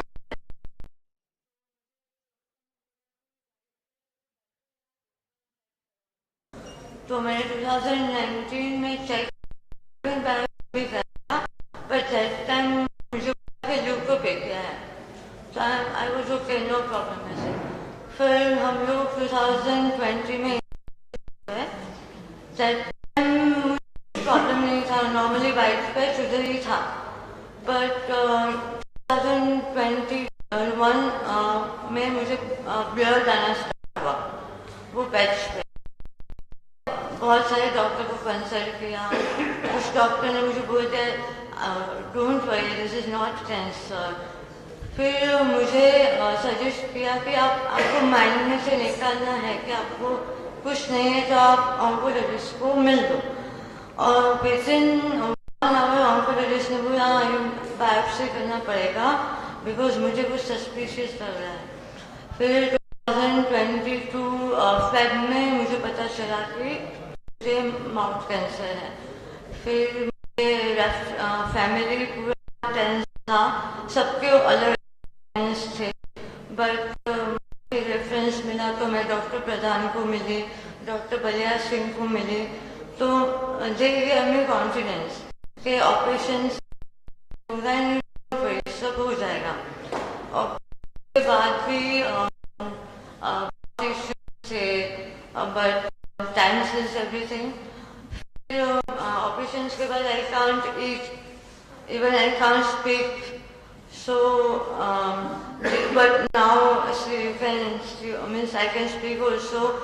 और सबने मुझे सपोर्ट किया, स्पीकिंग थेरेपी दिया, तो फिर I can have food now, proper food now. So, thank you to to give me power and positive energy to overcome from this. And thanks to my family to constantly support me in this painful journey. Because after radiation it was painful, and really thankful to Dr. and Dr. Padyasri and his team to give me new life, and they support me in each and every step. They give guidance in every step.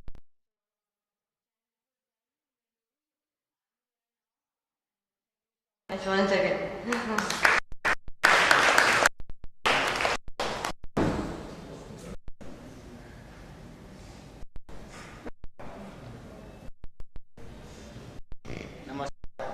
Marathi नाशिकवरून आलोय. 13 नोव्हेंबरला cancer treatment झाला. माझे मित्र गौरव मला घेऊन आले सरांकडे. मग मला 2-3 जणांनी असं सांगितलं का तुझं फेस पाहिजे दिसणार नाही वगैरे. मग सरांनी सांगितलं एकदम होईल, काही काळजी करू नको.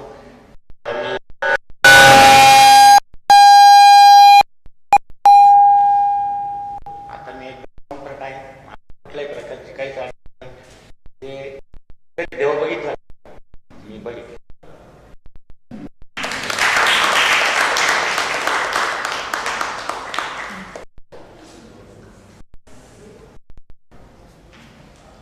And he is into agriculture business. It's secret. If you anytime need onion or tomato, contact. Difficult times. Thank you.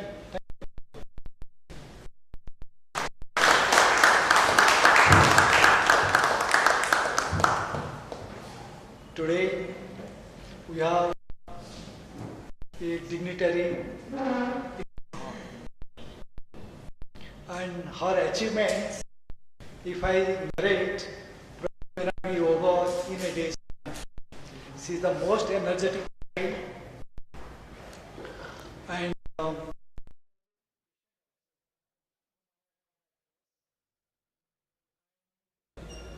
also was achieved the maximum.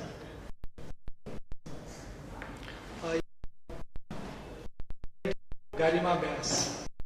Garima.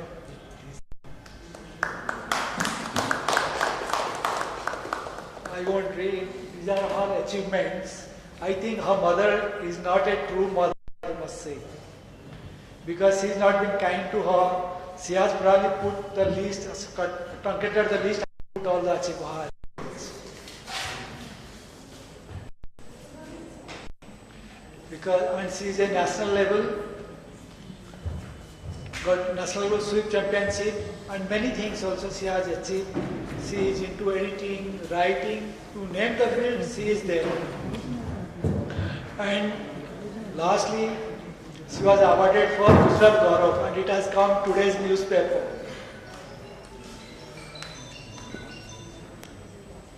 And I congratulate her for everything. And she was kind, and her mother also took all the pain to bring her from Baroda here. And she was actually like a freak accident. She was at the age of 15, she became paraplegic. She was actually, had gone for a family get together, and because of somebody failed on her, so that she became paraplegic. And which couldn't be recovered. And because of constant sitting on a wheelchair, she developed ischial sore at the lower part of the back. She had undergone few operations before, but when she came to me, she also had some other issues. So you can see that the circle mark area was the problematic. The yellow circle is the bed sore. That was not a problem for me or something. But the mark in blue, that was the most difficult for me to decide, because in her reports, everything, MRI, CT scan, it showed osteomyelitis.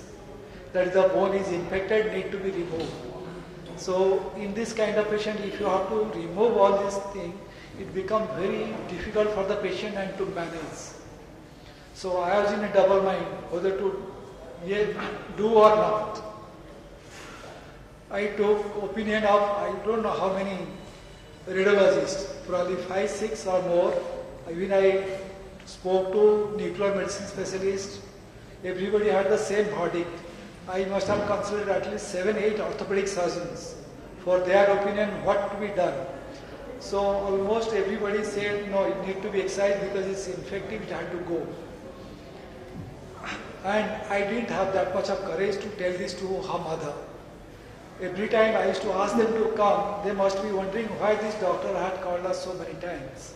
So lastly I decided to talk to who can give the best advice, without bias. I actually contacted Dr. Jhunjhunwala. It was that time must be around 75, between 75 and 80 years. He is the only person said that though it looks bad, but need not be excised now. So I wanted this supportive evidence from him because I had decided probably you can wait. And the second opinion he got, and that was the most difficult period of I think about 2 weeks or a little more. And once the decision was taken, the bed sore part was treated, and presently she was also there for a hospital long time, and it healed. And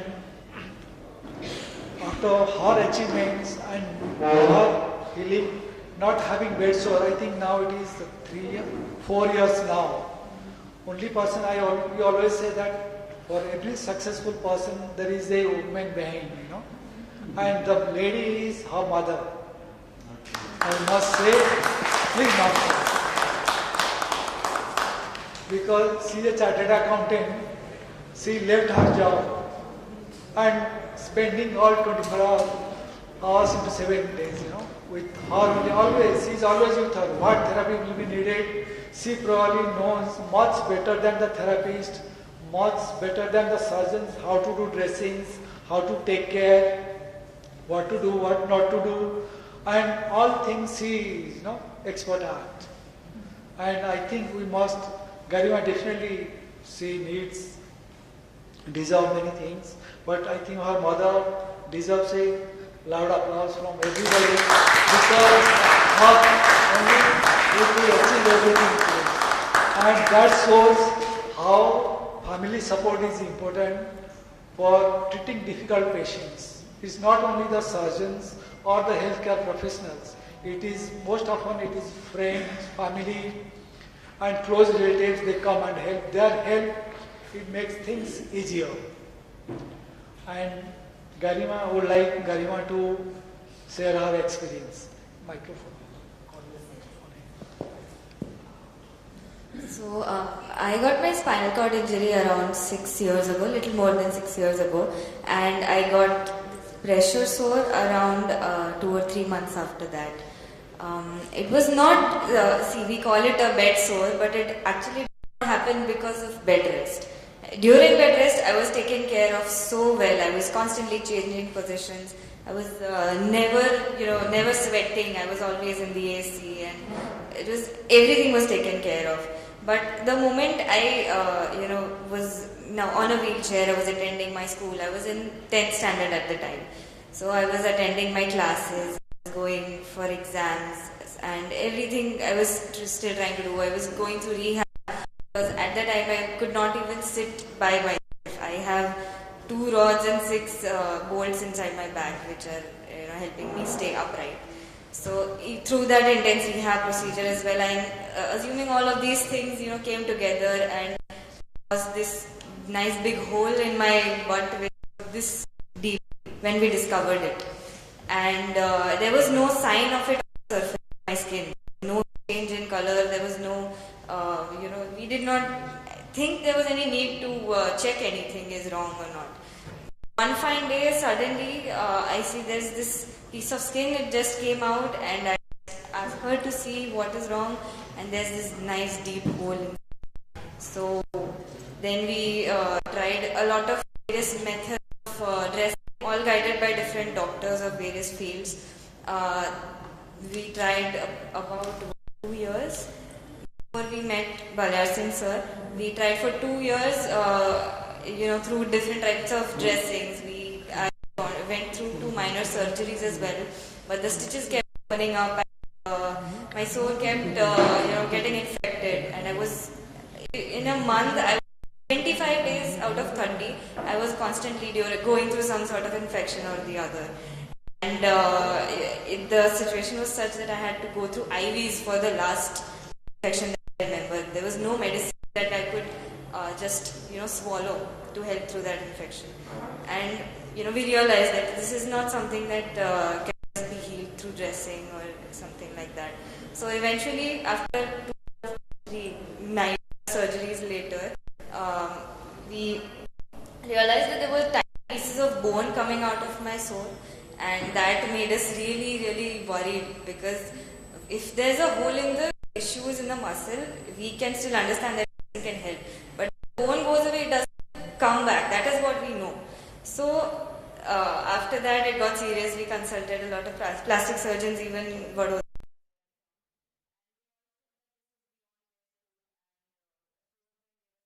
Of sir, and we came to him, and the best part about him that I found was he was the first doctor, any kind of doctor, who looked at me in my eyes, asked me what was my take on this thing and what I was feeling. And this is a really important thing for me, because I am sitting in a wheelchair, and most people look at the wheelchair before they look into my eyes. So this, sir, I don't know how to explain how huge this is to me, but I really respect him for that. And so after multiple consultations with him, we came here to Bombay with a plan that post-surgery we will have to stay for like 10 days.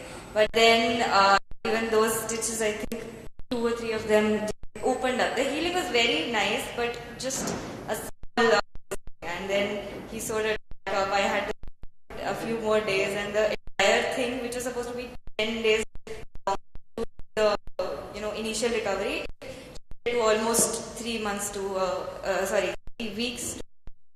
And after that, when I went home, when after there's a surgery, there's a follow-up session, and so I could have called us here again just to check us. How is everything going? How is the surgery going?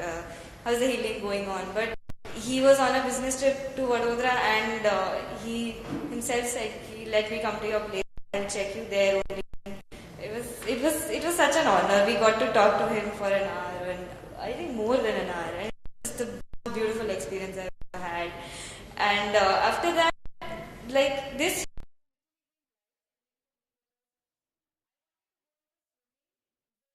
after the my spinal cord injury happened, and I had recovered. I had recovered to a good level. I wanted to go into swimming, but because of the pressure sore, I could not go swimming. If it gets wet, it will not recover. It will get infected more because other people's bacteria and germs are there in the water. So that stopped me for around 2-3 years, including recovery time for this surgery. And then when I got back to swimming, I adapted very quickly from using your whole body, swimming only using the upper half. It was difficult, but I could do it. And right now I am at a stage where I compete, and I am preparing to go to my first international competition. So.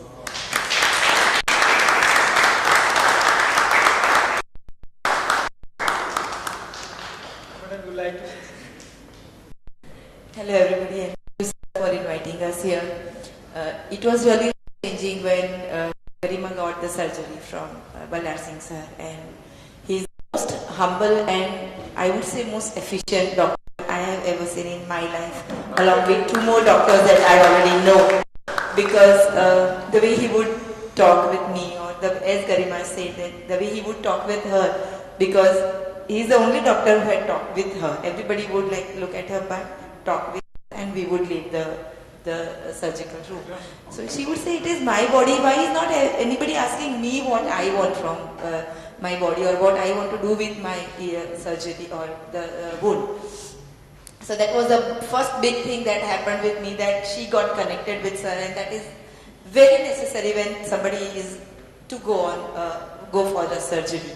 So we stayed for 3 weeks, as she mentioned, and it was a wonderful time that we spent. Like everybody else said, they had to undergo a lot of Whether I should say it fortunately or no, I don't know, but she doesn't have sensation in her lower body. So she did not feel that pain. But we took it at our advantage and we have a stay of 3 weeks at the hospital.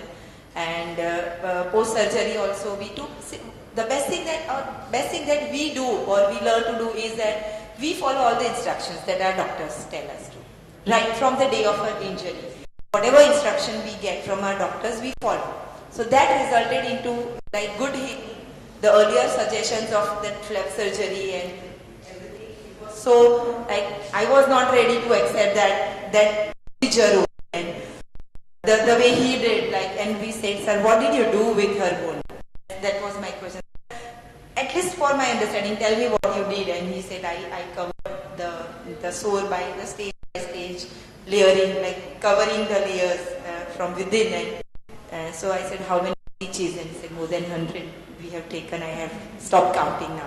So that is how they said it will be a 2 hour surgery, which lasted for 5. So that those additional 3 hours were like a lot of heartbeat.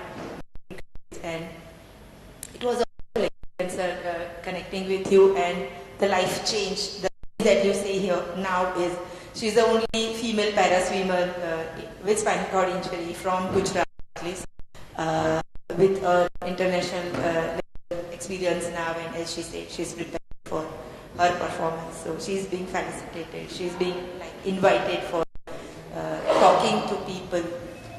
Today also, she's in the papers for her felicitation. So all this has become possible because of that the pain that I have seen her suffer. I say that all the suffering of all her life, it should end now. Now it has ended. Now it is time for her to live and enjoy her life. That she is doing right now, and that is all because of Balar Singh sir. And I also mentioned, she also mentioned, like everybody else, he is a godlike figure for me, and I always text him on the day of her surgery that he did to her. Sir, this is a new birth. This is the day you treated her, and that is why she is the life that she is in. Every year, on the day of her original surgery of spinal cord injury, I send a message to her doctor who operated her, and second message goes to sir when he operated. Same day, 3 years later, you had operated her. So I send a message to him to show my gratitude. Thank you so much. She is probably the best mother one can have. And she is the most energetic person. And she understands clearly whatever we say. And very difficult to get this kind of persons. Thank you very much. And thank you, madam, for coming all the way from Borla. Thank you. Please.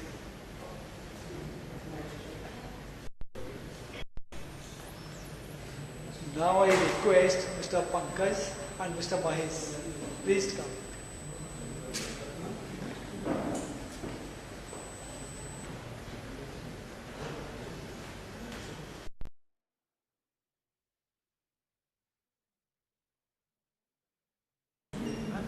Pankaj and Mahesh.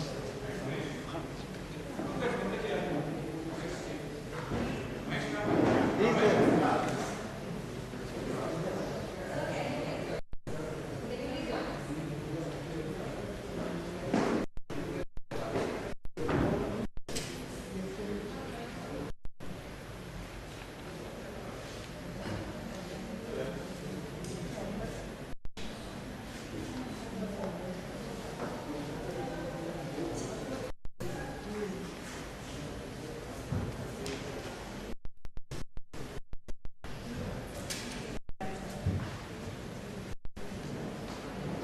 She is one of our most favorite patients. She was operated for cleft lip and palate.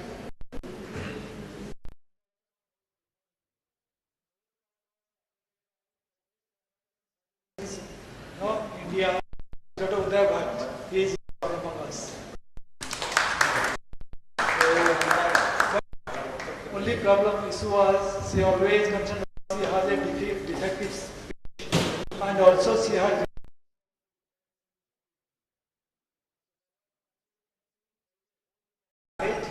and also this is how she could always is to say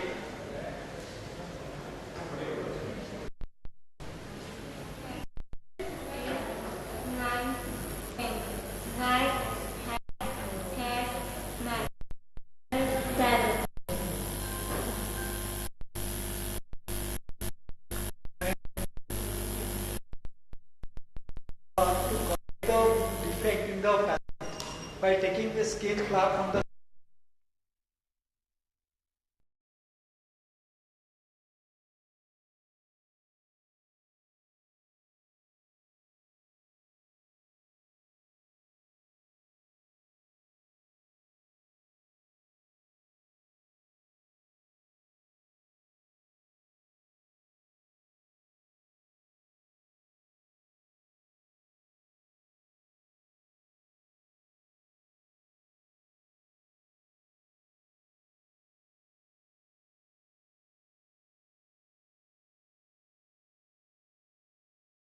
is, become more confident.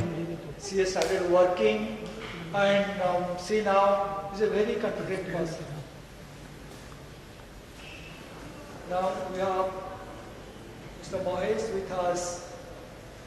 He had again heart cleft in the childhood, which was operated, but his nose always haunted him. So he won't mix in public, try to avoid people, and he was operated for the nose deformity. You can see that his nose is not, is like a crooked nose, and he was operated by Dr. Uday Bhatt in the department, corrected his nose, so that transformed him into a confident, fearless and energetic person, and also he started working and became a very productive individual. And we also have Mr. Pankaj with us, who had dramatic nose deformity, which was also corrected in the Department of Plastic Surgery by Dr. Uday Bhatt. I request them to share their experience. Please.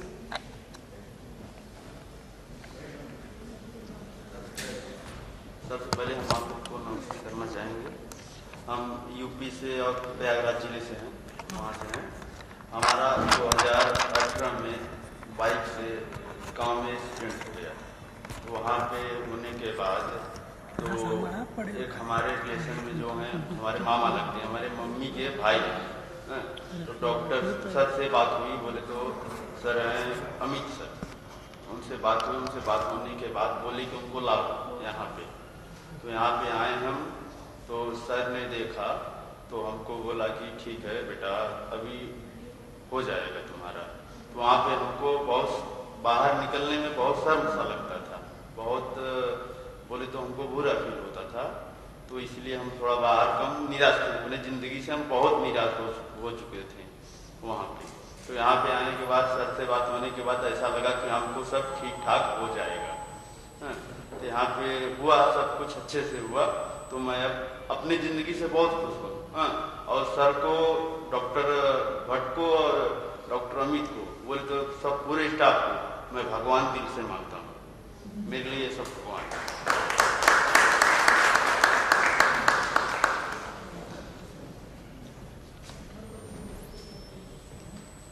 Hello everyone. I would like to thanks to Dr. Bhatt, Dr. Udit, Dr. Amit and all doctors. 1995 में मेरा एक surgery हुआ था left palette का, उसके बाद knows, lips, फिर जैसे जैसे ग्रो होते गया फेस में चेंजेस आने लगे। धीरे धीरे एक बात समझने लगी कि फेस में कुछ एबनॉर्मल सी चीज़ें लोगों के बिहेवियर से।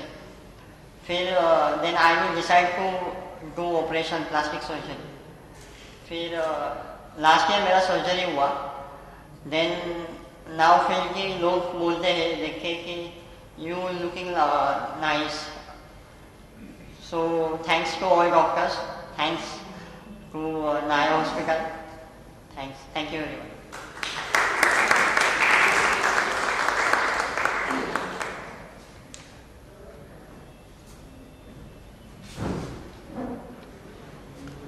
Because nose is the most important part. of our body, and the most prominent also. Any deformity of the nose is obviously seen, and if corrected, naturally it will always will boost the confidence of the person. I thank Mr. Manoj and thank you.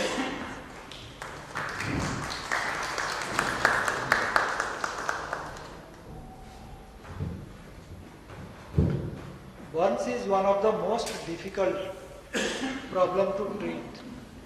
We had actually Mr. Belgium with us. Please come.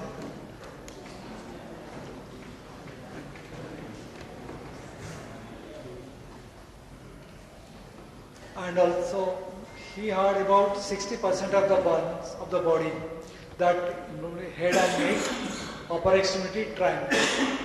So to survive actually any burns after 30% becomes very critical. So naturally he was in a very bad condition because of the face burns. He was in the ICU on ventilator, and he survived through all the, and many healthcare professionals, naturally chest physicians, intensivists and nutritionists, so many people came forward to treat, and he survived. And though he survived, but he had lot of problems. Again, he couldn't straighten his neck, and so then he was treated, releasing of the contracture and skin grafting, and also splinting was done. So then he could live a functional life, but he still has some problem which need to be looked into.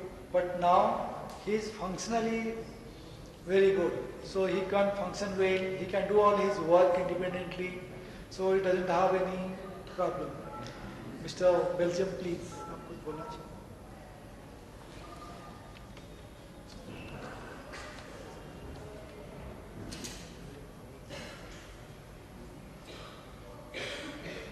माझे नाव Belgium 19 डिसेंबरला 2019ला कस्तुरबा हॉस्पिटलमध्ये नेण्यात आले.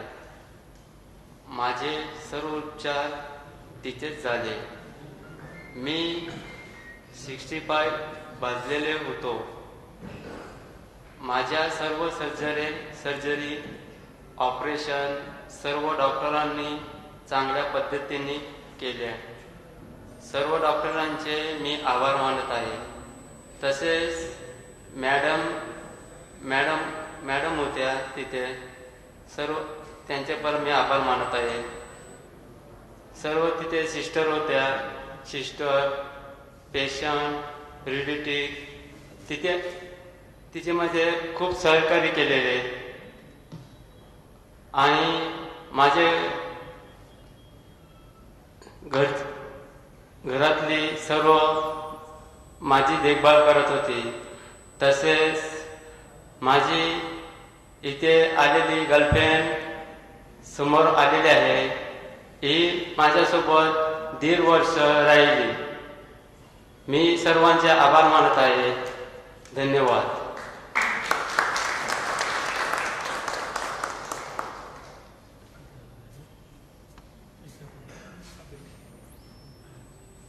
Mr. Manoj, please.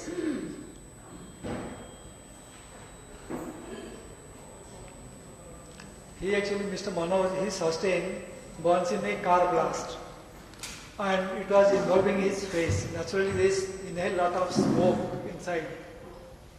So naturally, he had to be taken care of in the ICU.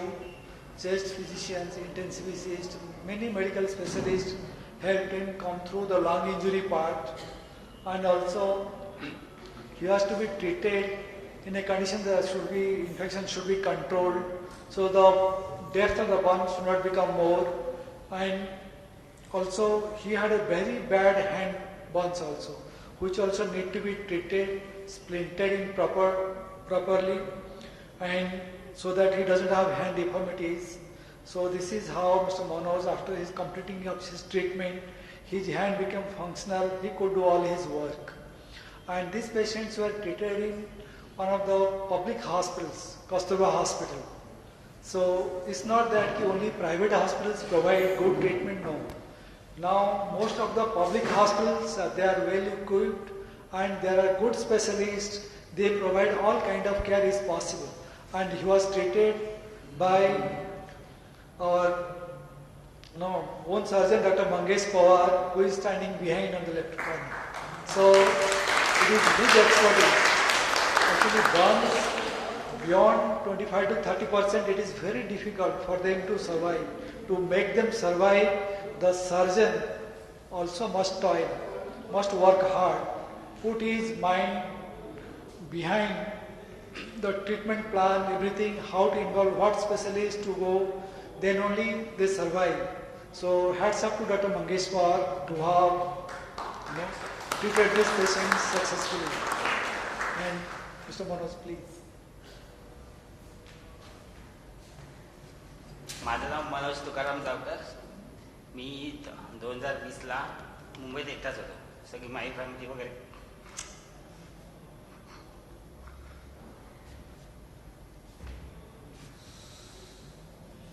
कोण नव्हतं.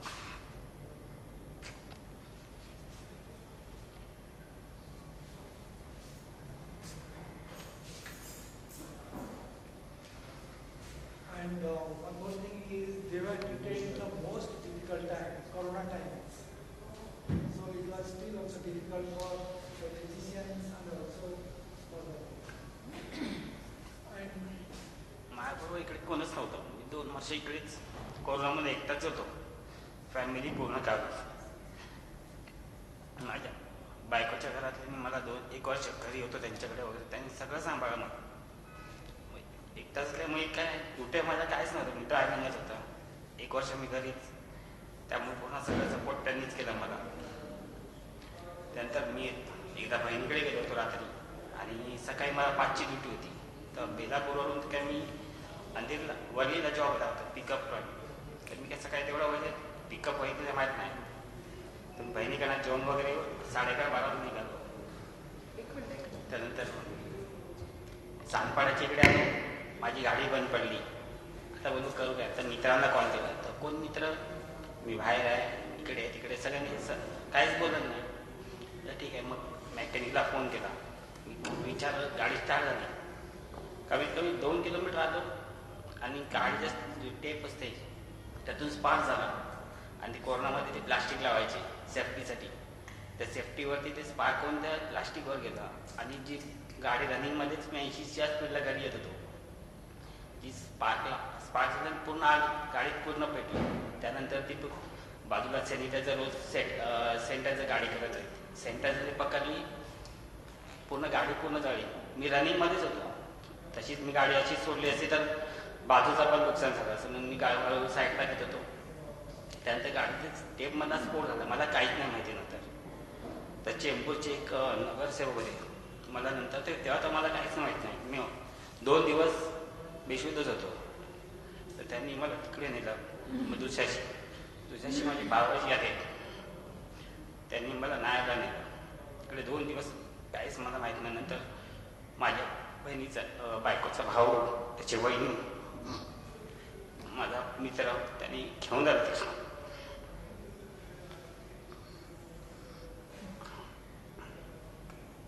माझी मी बहीण वगैरे मुलांना व्हिडिओ कॉल केला. मला माहिती नव्हतं माझा फेस कसा वगैरे. तर मुलांना व्हिडिओ कॉल केला तर मुलांनी लगेच घाबरले. आणि मला माझा फेस दिसला तर मी विचार केला, मी आता काय होणार आहे माझं, पुढचं काय माझं. मला वाटलं तर मी परत असा उभा होईल. तर भावाची ताई, माझी बहीण, यांनी मला कचू दिला नाही. होणार बोल पवार सर आले तिकडे, तू बोल. तिकडून मला मग कस्तुरबामध्ये नेलं.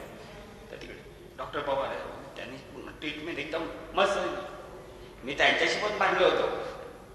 त्यांनी मला यायचे सगळं वस्तू नाही बोलले. डॉक्टर मला नाही जमत.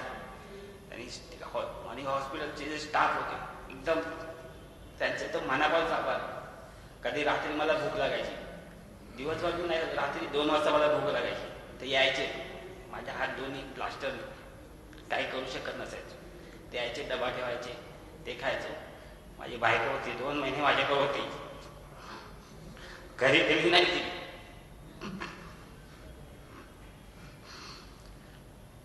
परत माझी बहीण मला रोज टपान, मला थोडंसं जेवण जायचं नाही तर ती आणून द्यायची मला. परत ऑपरेशन झालं होतं, तर मग खायला जमायचं नाही मला. तर माझ्या बाजूला एक पेशंट होता वंश करून, तो काय बाहेरचं वगैरे खायचा, तर डॉक्टर त्यांना तो नाही खायचा, तर डॉक्टरनी सगळ्यांच्या नाकात नळी घातली. मी बोललो मी तर खातोय, मी नळी टाकून देणार नाही. तरी नाही, डॉक्टरने घेऊन गेले मला, नाही बोललं तुला टाकणारच. माझ्या बायकोला पाठवलं मी बँडेज घ्यायला.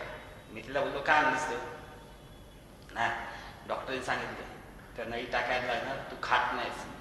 मी बोललो मी तर खातो, सिस्टरना विचार, नाही टाकायला लागणार, त्याच्यामुळे आम्हाला बोलायला. तिला ठीक आहे टाकून दिलं. मी बोललो मी खाणार नाही, काही वस्तू नाही, मी तोंडाने खातोय ना, तुम्ही मला सांगा तेवढे मी खाईन. नाही तुला टाकायचेच. म्हणजे ठीक आहे, मी जेवणार नाही बोललो. मी त्या दिवशी सकाळी मला 11 वाजता त्यांनी टाकलं नळी नाकात. मी बोललो मी खाणार नाही. मी असाच उपाश होतो, रात्रभर उपाश होतो. आणि रात्री मला भुकेमुळे राहवलं नाही. सरांना मी बडबडलो, सर नाही मला नाही करायचं. तर संध्याकाळी माझ्या भावाजीनं सरांनी बोलावून घेतलं नाही. तो ऐकत नाही, जेवत नाही, त्याला बघ कसं होईल. तर त्या आधी मी चपाती एक खाल्ली, मला ती उलटी झाली, मी खाल्लं नाही.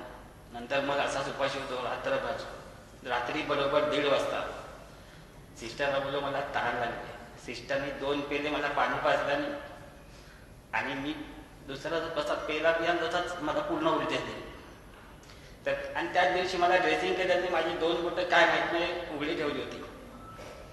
आणि मी नायरमध्ये होतो तेव्हा मला सगळ्यांनी दाखवले ती ट्रीटमेंट कशी करतात, नाकात नळी कशी काढतात.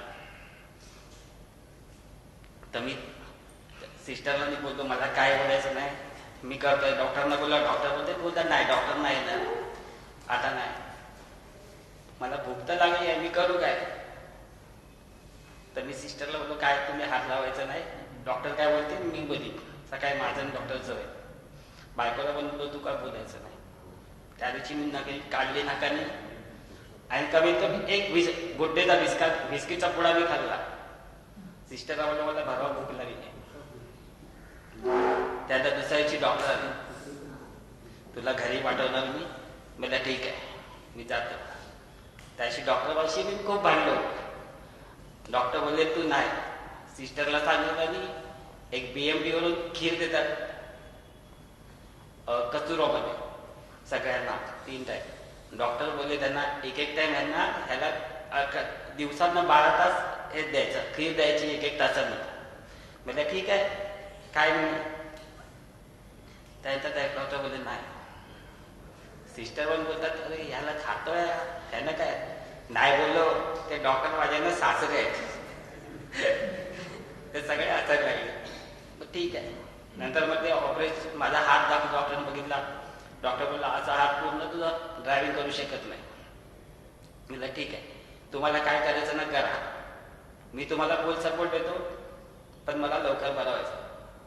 आणि डॉक्टरांनी चॅलेंज केला तुम्ही मला पूर्ण करा, मी तुम्ही बोला त्याच्या 15 दिवस अगोदर मी पूर्ण रेडी होऊन दाखवे, जे काय करायचं करा, मी पूर्ण तुम्हाला माझी पूर्ण बॉडी देऊन टाकली. चला डॉक्टरांनी एवढा ट्रीटमेंट चांगली दिली मला, मी खरंच त्यांचं आयुष्यभर आभार विसरणार नाही. प्लस त्याच्यात जे मावशी होत्या ज्याची ड्रेसिंग वगैरे करायची, ते बोलले तू मनोज तू जेवढं सहन करशील ना तेवढं लवकर बरं होशील. तर ठीक आहे. अक्षरशः मी घासायचे ना, मी दुपारचा जेवायचो नाही. आपलं जे स्क्रॉच बॅग साबण येतं काटायचं ना त्यांनी घासायचे. ते आता पण आठवत की माझ्या अंगावर काटे उठतात. त्यांनी मग एकदम एवढी ट्रीटमेंट दिली की मी एकदम बरा आलो. आणि आता मी परत घरी गेलो तर माझ्याकडे कोण नाही यायचे, तर मी फर्स्ट झालो होतो. असा कधी कधी माझ्यावरती एकटं बसले असं तो मला वाटतं मी एक सुसाईड वगैरे करून घ्यायचं. तर त्यात माझ्या आईने मला सपोर्ट केला. ती मला 2 महिने गावी घेऊन गेली. त्यात एकदम खायचे वांदे होते. मग आमच्या घरात 1ही रुपया नव्हता. गाडी घेतली होती ती पण मी माझ्या नावावर करणार, ती बंद झाली नाही.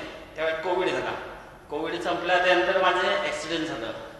त्या इन्शुरन्सवाल्यांनी पण आम्हाला फसवलं. त्याने 1 रुपया दिला नाही गाडीचा.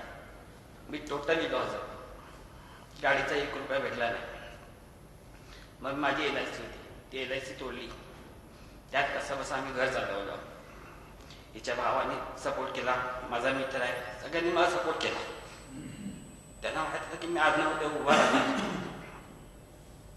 त्यांचं मी घेतलं. मग 1-2-3-4 महिने मी गाडी चालवली, प्रायव्हेट जॉब केला. मग बोललं ह्याच्यात आपलं काय होत नाही. तर माझ्या हाताचा मुलगा आहे, त्यांनी मला सपोर्ट केला, त्यांनी मला गाडी घ्यायला पैसे दिले. त्याच्या ह्याच्यावर मी एक गाडी उभी केली, वॅगनर घेतली, ती चालवली. त्याच्यानंतर मी आता स्वतः दुसरी गाडी घेतली आहे, डिझायर. आईचे बायकोचे सगळे दागिने घाण ठेवून आता दुसरी गाडी उभी करून मी आता महिन्याला 1 लाख रुपये कमवतोय. आणि आता मला सगळे सपोर्ट करतात. आता काही जण नाराज झाले ते बोलत पण. आणि माझ्या खूप जणांनी माझी खच्चीकरण केलं, हा आता उभा करू शकत नाही, पहिल्यासारखा राहून शकत नाही. मी बोललो ठीक आहे, ज्या दिवशी बघाल तेव्हा समजेल तुम्हाला, पण मी संपणार नाही बोललो. पण मी डॉक्टरचे खरंच खूप आभार मानतो. डॉक्टर देव मागून नाही.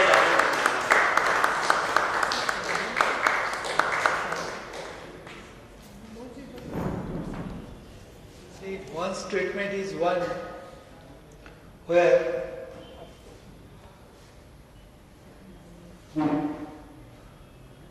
मला पवार डॉक्टरांनी खूप समजावून घेतलं.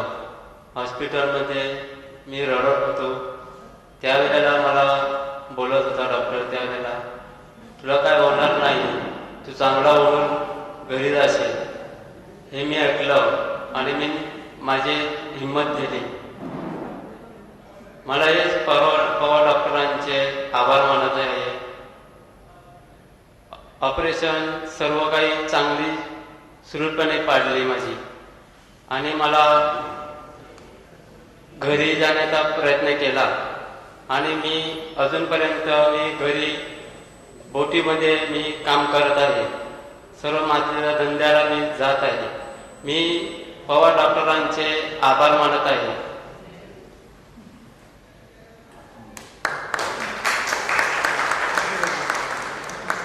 See, one's treatment not only help is required from the doctors and also therapists, nutritionists, intensivists. So many people are needed. Naturally, doctors, they will put their effort, the healthcare professionals, they will put their effort. Effort also is needed from the patient's point of view. And from patient side also there is a lot of effort. But most important is support and care by the relatives are also most important, because they will require a lot of resources to support their treatment. Naturally, any patient getting burned or having burn injury, I always say not only the patient but the entire family burns. So that shows the involvement of everybody is important for treating a patient. I thank everybody. Please. Now, actually, Sagun was missed. So she is our most lovely patient. The effort she has put for her speech to improve and how she did it, I must hear it from her. Sagun, please come.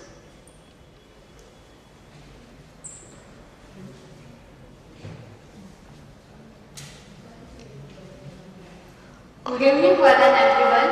My name is Shagun Patel. Now I am preparing for pharmacy. First of all, I would like to thank Dr. Balias who has supported me to stand here, especially when my operation was done. First time the doctor I have met was Dr. Amit and Dr. Udit. And the biggest doctor was Dr. Balias who has made me here to stand. I would like to thank first Dr. Balias sir, who had made me here to stand, and Dr. Udit sir. He's not there. I would like to thank Dr. Bhatt sir, who has also supported me for my speech therapy and also knows to become. When I was small, I was born in 2003. I was not having a proper mouth, nose, nothing was जब मैं पैदा हो रही थी तब मेरी mummy ने जब मेरे को फर्स्ट टाइम देखा, मैंने अपनी मम्मी से पूछा भी था कि मेरी मम्मी का पहला एक्सपीरियंस क्या था जब उन्होंने मुझे देखा, उनको कैसा लगा। मम्मी वाज लाइक कि मुझे ऐसा लगा कि ये एक सपना तो नहीं है, कि मम्मी बार बार आंखें बंद करके खोलती थी कि ये एक सपना तो नहीं है, काश ये कोई सपना निकल जाता तो बहुत अच्छा रहता। मम्मी को समझ में नहीं आ रहा था मैं ऐसा कैसे हो गया, मुझे समझ में नहीं आ रहा है ये, इसको मैं ट्रीट कैसे करूँ, कैसे। ऑल्सो आई एम बिलोंग मैं उत्तर प्रदेश गांव से हूँ, यूपी। तो यूपी गांव में मैं एक ऐसी फर्स्ट लड़की थी कि जहाँ मेरे को लोग देखते थे ना तो सब लोग यही बोलते थे ये जिंदा नहीं रह पाएगी, ये मर जाएगी, ये ज़्यादा दिन नहीं रह पाएगी, इसको ये मर जाएगी। ऑल्सो मेरे एक नाना थे, when he saw me first time, he was like इसको मार दो, जब तक ये जिंदा रहेगी तकलीफ ही तकलीफ रहेगा। ऐसा बोलना तो नहीं चाहिए, बट एट द हमारा फाइनेंशियल कंडीशन अच्छा नहीं था। मेरे पापा मुंबई में ऑटो चलाते थे, तो फाइनेंशियली तो हम इतना कर नहीं पाते कि क्लिक नहीं हो पाता। तो मेरी मम्मी अकेले गांव में रहती थी। She made me here to stand. Also, my daddy was not there when my first and second operation was done. My first operation was done when I was 1.5 months. 1.5 months. I was not even this whole story was told by my mom. कि कैसा था, मेरे पापा यहाँ पर auto चला रहे हैं और मम्मी वहाँ पर ट्रीट कर रही है मुझे। यहाँ वहाँ लेके मेरी मम्मी को भी ये सब के नॉलेज ही नहीं था, पता नहीं 2004 में ना बहुत सारे पेशेंट ऐसे निकल रहे थे क्लेफ्ट पैलेट का जिनको प्रॉब्लम है, बहुत सारे पेशेंट थे। तो पेपर में ना एडवर्टाइज हुआ था, मैंने आज ही लिटरली मम्मी से पूछा था कि हाउ शी गॉट नॉलेज कि कैसे ट्रीट करना है। एक्चुअली मेरी मम्मी आ नहीं पाएगी तो सब इशू इतना ट्रैवलिंग की वजह से मम्मी आ नहीं पाएगी, तो she will have said a great लेकिन उनको कैसे पता चला कि प्लास्टिक सर्जरी नाम का कोई चीज़ है। तो मेरी मम्मी ने एक एडवर्टाइज देखा था जहाँ पर प्लास्टिक सर्जरी के बारे में कुछ बोला था। गाँव में ही बनारस में BHO करके हॉस्पिटल है, वही पेपर में एडवर्टाइज हुआ था। तब मेरी मम्मी ने वही एडवर्टाइज देखा था एंड शी वाज लाइक कि यहाँ पर लेके चलते। और मेरे पापा भी नहीं थे वो टाइम पे, मेरे पापा मुंबई में थे, ऑटो चला रहे थे। पापा was also not there। मेरी मम्मी ने भी पूरा जो भी किया बनारस में मम्मी लेके गई। 1.5 month में मेरा पहला ऑपरेशन हुआ। ये बात मुझे आज पता चली when doctor rupee had called me कि you have to say something। तो तुम्हारी मम्मी आ जाती तो वो कुछ बोलती तो अच्छा लगता। तब आज मैं मदर की मुझे भी जानना था कि मैं पैदा हुई थी तो मेरी मम्मी को कैसा लगा था। तो शी वाज लाइक कि तुम्हारे जो पापा थे जो भी किया है मैंने अकेले किया है, मेरे दादाजी एंड मेरी मम्मी were the most supporting to make me stand here. Now I am preparing for my pharmacy. एक ऐसे पोजीशन पे जहाँ पर तुम्हारे पास पैसा नहीं है, तुम एक यूपी से बिलोंग कर रहे हो और तुम्हारे पास पैसा नहीं और आज तुम एक फार्मेसी का प्रिपरेशन कर रहे हैं, समथिंग अ बिग थिंग। ये सब करने के लिए मेरे सारे प्लास्टिक सर्जरी के डॉक्टर का बहुत बड़ा हाथ है, specially doctor Amit, doctor Rudik and doctor Baliya sir. I will like to literally thanks for this one sir. Thank you.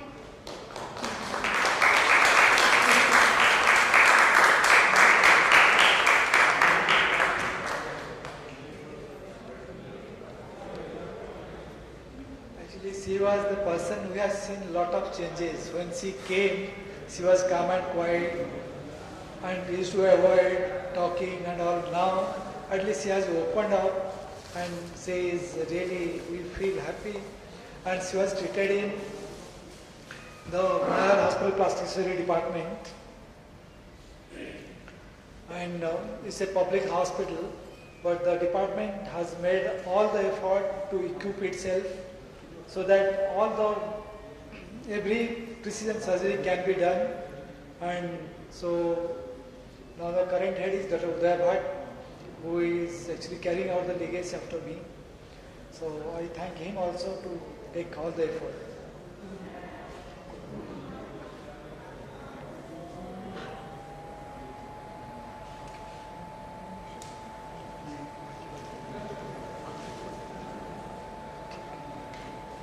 Now I request Dr. Uday Bhatt to read the message sent by Mr. Eknath Shinde, Honorable Chief Minister of Maharashtra.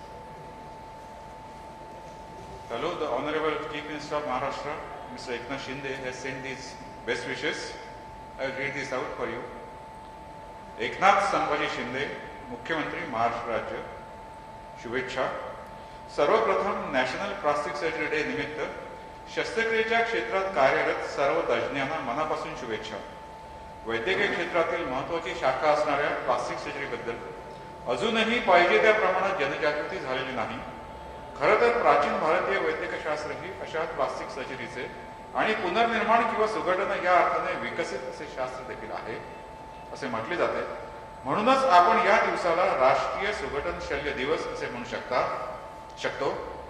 शासनाच्या वतीने अमरावती, यवतमाळ येथील शासकीय रुग्णालयात या शास्त्राबद्दलचे प्रशिक्षण व उपचार पद्धती उपलब्ध करून दिली आहे.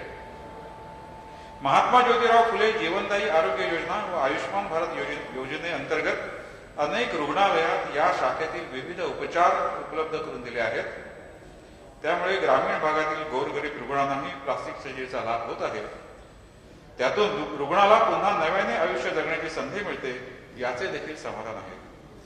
पुन्हा एकदा नॅशनल प्लास्टिक सर्जरी डे अर्थात राष्ट्रीय सुघटन शल्य दिवसाच्या निमित्ताने या क्षेत्रात कार्यरत तज्ज्ञ, शल्य विशारद आणि संशोधन विकास यामध्ये कार्यरत पुढील वाटचालीसाठी सर्वांना शुभेच्छा देतो. सही एकनाथ संभाजी शिंदे. धन्यवाद. Thank you, Dr. Uday Bhatt. Now I request my friend Mr. Ramesh Kadri to come, please. He met with an accident. You can see that he had below elbow amputation. So, and also the other hand also was badly injured. And he had only the thumb left and a stump of small finger. So with which he was working. So when he came to us, so naturally hand was badly injured, so we had to replace skin from the thigh to make it a soft supple hand so that it can work. And second stage was to take one of the toes from his foot to bring it to the index finger position so that hand can work.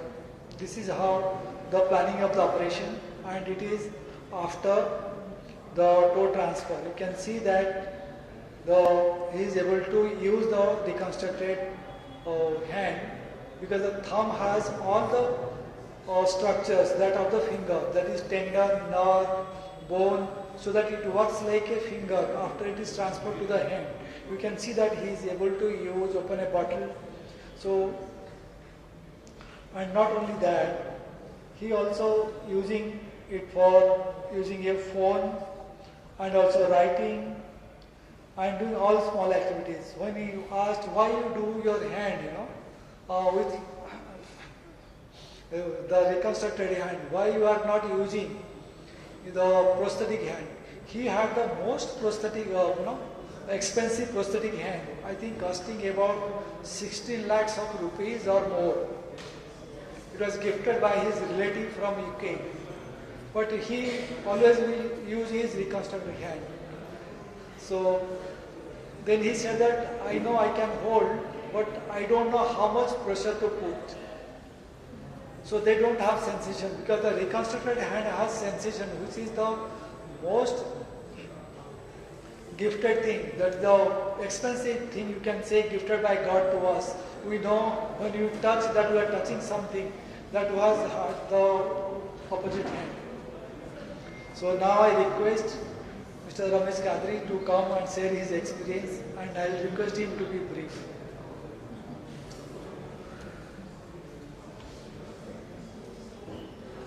Hello everyone, मेरा नाम रमेश कादरी है। 2007 में मेरा accident हुआ था, train accident, और उसमें मेरे दोनों हाथ कट गए थे। बहुत डिफ़िकल्ट था मेरे लिए। मैं जब 19 साल का ही था और मेरा ट्रेन से एक्सीडेंट हुआ था, तो एकदम ट्रबल में था मैं। और मम्मी ऐसे ही मुझे बॉम्बे घुमाने के लिए लेके गए, बोले कि चल तुझे थोड़ा डिप्रेशन में जा रहा था, तो बोले कि चल तुझे घुमाने लेके आते। तो हम लोग वहाँ से साबु सिद्दीक हॉस्पिटल विजिट किए, और वहाँ पे डॉक्टर असलम सुपारी वाला, मैं और मेरे घर वाले उनको हर नमाज में दुआ देते कि उन्होंने एक मुझे, हमारे दादी, हमेशा मेरी दादी बोलती थी कि अल्लाह जब किसी को मुसीबत में डालता है तो उसको उस मुसीबत से निकालने के लिए एक फरिश्ता भेजता है। तो मेरी लाइफ में 2 फरिश्ते हैं, एक डॉक्टर असलम सुपारी वाला एंड दूसरा डॉक्टर बलियार सिंह। ये मेरी लाइफ में फरिश्ते की तरह है। इन्होंने जब हम लोग फर्स्ट टाइम मिले नायर हॉस्पिटल में, तो डॉक्टर ने जब मिले तो मेरा हाथ की कंडीशन देखे और बताया कि 6 से 7 ऑपरेट करना पड़ेंगे। और मेरे ये हाथ भी ऐसा था कि छोटे बच्चे देखते थे और डर जाते थे, तो मुझे बहुत फील होता। तो मैं जब सर से फर्स्ट टाइम मिला तो मैंने सर से ये पूछा कि सर मेरा ऑपरेट हो सकता है और हाथ ऐसा बनाओ कि बच्चे डरे नहीं उससे। तो सर ने बोले कि 6 से 7 ऑपरेट करना पड़ेंगे, लेकिन इंशाल्लाह उसमें तुम्हारा हाथ इस काबिल बनाऊंगा कि तुम शेक हैंड कर सकते हो किसी को प्राउडली एकदम। और मैंने उधर सडनली बोल दिया कि करना है मुझे। तो मेरे डैडी थोड़ा गुस्सा हुए कि 7 ऑपरेशन बोल रहे, कोई इजी काम नहीं है ये। मैं बोला कि नहीं, मुझे करना है, क्योंकि जब मेरा एक्सीडेंट हुआ था उस टाइम पे मेरा एक छोटे बच्चे की तरह था मेरा। मम्मी पानी पीना है तो मम्मी पिलाते थे, मम्मी वॉशरूम जाना है, एकदम गिल्ट भी होता था कि 20-21 साल का लड़का और हर चीज़ के लिए मम्मी डैडी के है। तो मैंने डैडी को वही समझाया कि आज जब तक आप लोग हैं, अल्लाह तुम लोग को बहुत सारी हयाती दे और मेरी भी उम्र लगे उनको, लेकिन कल पे जब आप लोग नहीं रहेंगे तो मेरे लिए बहुत टफ रहेगा वो चीज़। तो मैं ये चाहता हूँ कि मेरे ऑपरेट करके सर मुझे इस काबिल बनाए कि मैं मेरे खुद के काम कर सकूँ। आज अल्हम्दुलिल्लाह मैं मुमरा कोसा में रहता हूँ, वहाँ पे एक न्यू हॉस्पिटल ओपन हुआ है, नाइटफोर्ट हॉस्पिटल। वहाँ पे मैं आईपीडी डिपार्टमेंट का हेड हूँ और मेरे अंडर में 6 लोग काम करते हैं। एंड थैंक्स डॉक्टर, उन्होंने मुझे इस काबिल बनाया। आज मैं अल्हम्दुलिल्लाह पेन हाथ में पकड़ के लिखता हूँ, कंप्यूटर ऑपरेट करता हूँ। मेरे पास आर्टिफिशियल हैंड भी है, लेकिन मैं वो यूज़ नहीं करता हूँ क्योंकि ओरिजिनल वो ओरिजिनल रहता है भले आधा ही रहे लेकिन ओरिजिनल वो ओरिजिनल रहता है। और मैं अल्हम्दुलिल्लाह बहुत खुश हूँ अपनी लाइफ से। आज मेरी वाइफ को एडमिट भी कर रहे हैं, 2nd LACS है उसका। कल इंशाअल्लाह गुड न्यूज़ दूंगा सर मैं आपको लड़का हुआ या लड़की बताऊंगा। बस थैंक यू सर, बहुत बहुत शुक्रिया आपका, आप मेरी लाइफ में आए और मुझे बस thank you thanks.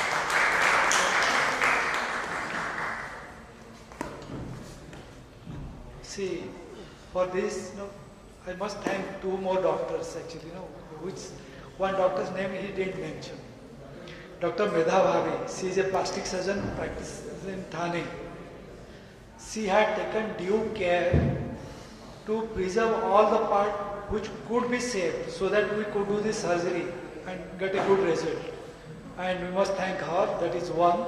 And he said Dr. Aslam Supariwala is a honorary radiologist and friend of our former team, Dr. Abhiram Navre. So he used to come to Nair hospital to meet Dr. Abhiram Navre, and then he had interacted with us. So he had referred Mr. Kadri to us for treatment, and he was treated in Sabu Siddiq Hospital, which is a charitable hospital. And I must say it's a charitable hospital, but they are doing charity much more than 100% charity. because it's a small hospital but a functional hospital. And charges are like very minimal, and so that patient can, and hospital staffs are most efficient. So that actually works good. If the hospital is good, you can do this kind of operation anywhere. And I think everybody has waited for long. I will take another few minutes to conclude, because if I don't conclude the part, it won't be good. So coming to Lorley, he was actually a 17 years old boy who met with a train accident. So one of the leg was amputated and the other was so badly damaged that he was told that amputation of this leg also is needed. So his father naturally started searching whom to go, and somehow accidentally they met me. So we tried. He needed a very complex operation, but this is his X-ray, bad, and with a bone gap, and he just needed a very simple operation, debridement, fixation, and the things improved, and skin grafting was done. So naturally, her mother was with her in the initial part, and now this boy he did, after this he completed engineering, then did management from IIM, Ahmedabad, and he worked as executive in, I think, I forgot the company, but now he has his own company. He's an entrepreneur and married and with a happy family now. And this is the most young patient we have treated with complex surgery called microsurgery at 1 year, 5 months. She had infection in the long bone of the thigh. So naturally the bone had dissolved. You can see that there is a bone gap in the right thigh. So you have taken bone from the left leg, which was cut into 2 parts to give more bulk to the bone, and she was treated. And the plaster cast was given in the earlier days, and now the bone united and has become like the original bone. And this was when she started walking after, I think, 7 months or so after the operation. It was the most joyful moment of my life, I must say. Now she is about 18 years old and working nicely and going to school, college. And they couldn't come because of heavy rain. And now coming to the most glamorous part of plastic surgery. It is called aesthetic surgery or cosmetic surgery. So it is not that plastic surgery is only cosmetic surgery. Cosmetic surgery will be about maybe 1/6 or 1/8 of entire gamut of plastic surgery. About plastic surgery definitely will change your looks, but it will not change your life. Your life is what is your life, and it is not without a risk. But if complication happen, it can be devastating. But judiciously done, it improves everybody's life they want. And now present trend is to, because of so much of media coverage, even the younger people come for cosmetic surgery. So naturally we should restrict ourselves, and also we must prevent doing aesthetic surgery on children. So now coming to the last part, naturally as Dr. Uday Bhatt already has said, it's a problem solving branch where the complex defect or problems are treated easily, and also it restores both form and function. But plastic surgery also is not that simple. Saving life is enough, but it is important also. It's not only important to stay alive, but one should live with dignity and also to be productive to the society, which is the most important part. And we always say that this is what I call this plastic surgery. Everybody must have heard this story, Beauty and the Beast. This is a real picture taken at Disneyland by me. So it's called where your artistic perfection meet the very studious working conditions so that you bring the most form and the function. So this is what plastic surgery is. And I thank my colleague to have given me this opportunity to present. But this is not the end. There is one more presentation, the most exciting part about the transplant, face transplant, hand transplant. It is there, which Dr. Nilesh Sadhwai, one of our colleagues, who is spearheaded to do the first hand transplant in Western India, will present. And Monica Morea also is the first hand transplant to be done in Western region. She also was kind enough to come. I thank you all for present hearing. Now I request Dr. Amit Peswani to take over. Amit. And thank you everybody. Thank you.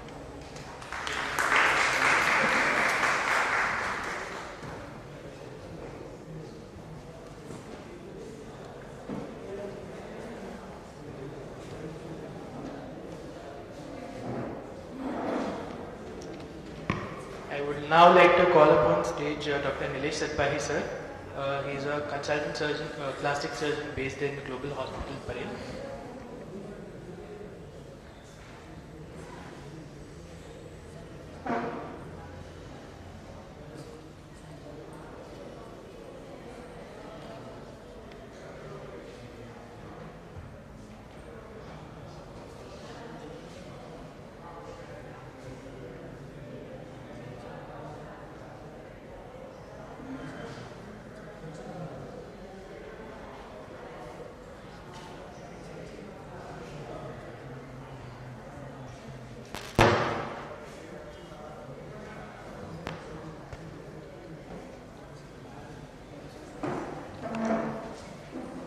So very good evening to all of you. I understand it is getting quite late, so I'll be brief. As has been mentioned throughout the talks today, it has been quite an enlightening session to bring into light all the different varieties and kinds of work that is being done under plastic surgery. And it is indeed the need of the hour to keep talking about this, to keep spreading the awareness in order to spread the information, make more and more people aware and educate the society and the masses about the possibilities in plastic surgery. As we know, there are several medical specialties. All doctors are across the world keep striving to treat their patients to save lives. Plastic surgery, on the other hand, is one such specialty which does not primarily deal with safety, does a lot more to add quality to life. Because if there is life, it has to have quality. And that is exactly what plastic surgery does. And we have seen this in the multiple talks since the afternoon. As Balyar Singh sir showed some of his cases of hand reconstruction, it is always, hand surgery has evolved as a specialty in its own. We always strive to save every limb, every digit which gets injured or which gets amputated. And it is always the best situation if we are able to save it. There is nothing more gratifying than that.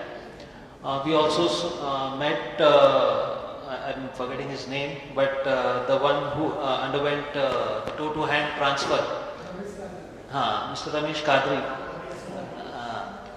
who underwent toe-to-hand transfer, and we could see the kind of function that his hand could gain just by using his own toe. So it is always preferable when we use tissues from our own body, because the body tends to accept them well and it does not react against it. It is not a foreign body, so there is no or less chance of any side effects or any complications or infections or rejections. So the attempt is always to replace like with like. Whatever substance or tissue is lost, we tend to get similar kind of tissue from the body itself in order to replace it. But there are certain situations, some unfortunate injuries, in which this is not possible. If the hand is lost above the level of the wrist, there are not many satisfactory options or solutions in order to reconstruct those injuries. It is always still worthy of attempting to reattach any detached part, but sometimes the part is so badly injured so that it is not possible to be reattached, or sometimes the surgery fails and the part has to be removed again.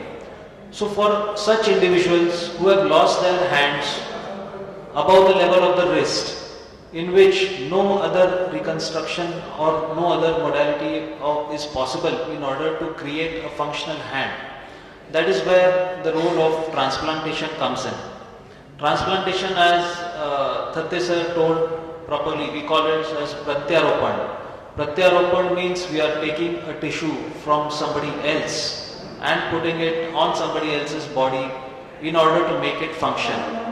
So transplant in essence is almost the summit that we are reaching, or the pinnacle of reconstructive surgery, in which a brain dead person can donate his organs, and these organs can then be transplanted into several other individuals who are in need of these organs. Again, there could be someone with a liver failure, someone with a heart failure. These people can potentially die if they don't get these organs. So these transplants are again classified as life-saving transplants. So by life-saving transplants, I mean heart transplants, lung transplants, liver transplants, and to some extent kidney transplants could be life-saving transplants. Based on the same principles, because there is no other solution to reconstruct the hand amputation, hand transplant came into picture, in which a brain dead person could donate his hands, and these hands could then be attached to an individual who has lost these hands above the level of the wrist, because no kind of reconstruction is possible, or no kind of reconstruction can give them functional hands. We all know this girl, a brave girl who lost both her hands after a railway accident in 2014 at the Ghatkopar railway station. We have heard this name multiple times or read it in the news. She is Monica More, who fell in the gap between the platform and the train. Her hands got trapped and they were amputated. Unfortunately, she could not reach a suitable hospital where the hands could potentially be reattached. She lost that opportunity or that golden window, and the hands had to be amputated forever. So she lived a dependent life as an amputee for 6 long years and was dependent on most of her activities on her family members. So for Monica, there was no better solution than a hand transplant. Hand transplant is a complex procedure in which hands are donated by a brain dead donor. These are then transplanted to the recipient, and because these are not your own, these are somebody else's, the challenging part is that all patients with transplants have to be on lifelong immunosuppression. So it comes with a compromise or a price to pay, but with proper care and attention, these patients can then be rehabilitated to their maximum, and they can go on to live good, normal, productive lives. So Monica was our first transplant recipient. She was the first transplant recipient of Western India. She underwent bilateral hand transplant in August 2020 at Global Hospitals in Mumbai.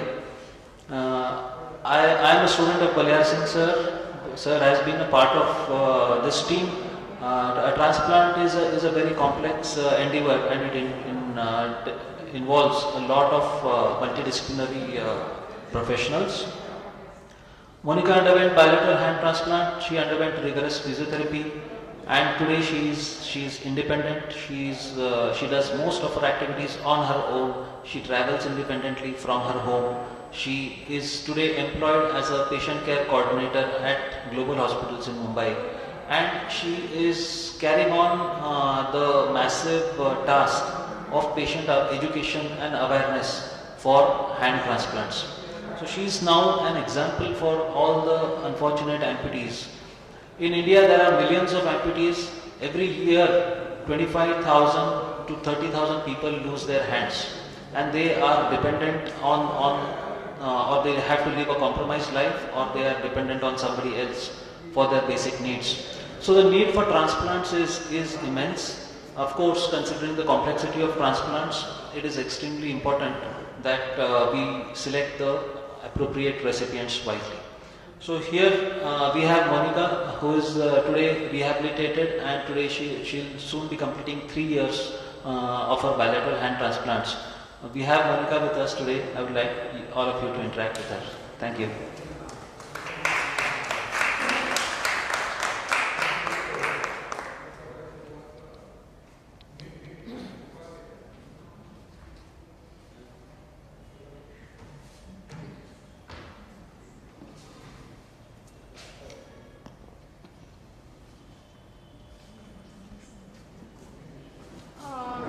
माझं नाव मोनिका मोरे आहे. माझा train accident झाला होता 2014 साली. त्या ॲक्सिडेंटमध्ये माझे दोन्ही हात मी गमावले होते. त्याच्यानंतर मग मी आर्टिफिशियल हँड यूज करायला स्टार्ट केलं, पण ते काही मला जमलं नाही, कारण की आर्टिफिशियल हँड खूप वजन, खूप हेवी, पण ते यूज करायला बरोबर नाही आहे. त्याच्यानंतर मग डॉक्टर निलेश सातबाई सरांनी मला कॉल केला की ग्लोबल हॉस्पिटल परेलमध्ये हँड ट्रान्सप्लांट सर्जरी हे सुरू होतं आहे, तर तू एकदा भेटायला ये. तर आम्ही हे पहिल्यांदाच ऐकलं होतं आणि आम्हाला माहीत पण नव्हतं की असं सुद्धा ऑपरेशन होतं. त्याच्यानंतर आम्ही सरांना भेटायला गेलो. सरांनी खूप चांगलं आमचं काउन्सिलिंग केलं, खूप चांगलं आम्हाला समजवलं की हँड ट्रान्सप्लांट केल्याने तू कोणावर डिपेंड नाही राहणार, तू तुझं स्वतःचं सगळं करू शकतेस. त्याच्यानंतर मग आम्ही निर्णय घेतला, आम्ही रजिस्ट्रेशन केलं हँड ट्रान्सप्लांटसाठी. त्याच्यानंतर मला डोनर भेटत नव्हता. 2 वर्षानंतर मला डोनर भेटला. तर ते डोनर चेन्नईचे होते. त्यांनी मला डोनेट केले. त्यांचा मी खूप आभार मानते. त्यांच्यामुळे आज मी इथे उभी आणि सरांनी मी जी मेहनत केली सरांच्या टीमने, आणि ती सर्जरीला पूर्ण 16 तास गेली आणि मी आज सक्सेसफुली हँड ट्रान्सप्लांट झालं. आणि मी आज पूर्ण मी कोणावर डिपेंड नाही आहे, मी स्वतःचं सगळं करू शकते, ट्रॅव्हल वगैरे. आता मी स्वतः जॉबसुद्धा करते ग्लोबल हॉस्पिटल परेलमध्ये as a patient care coordinator म्हणून. तर मी सगळ्यांना हेच सांगते की अवयव दान करणं हे खूप महत्त्वाचं आहे, आणि म्हणजे दुसऱ्यांना एक नवीन आयुष्य म्हणून भेटतं. तर अवयव दान करणे हे खूप छान आहे.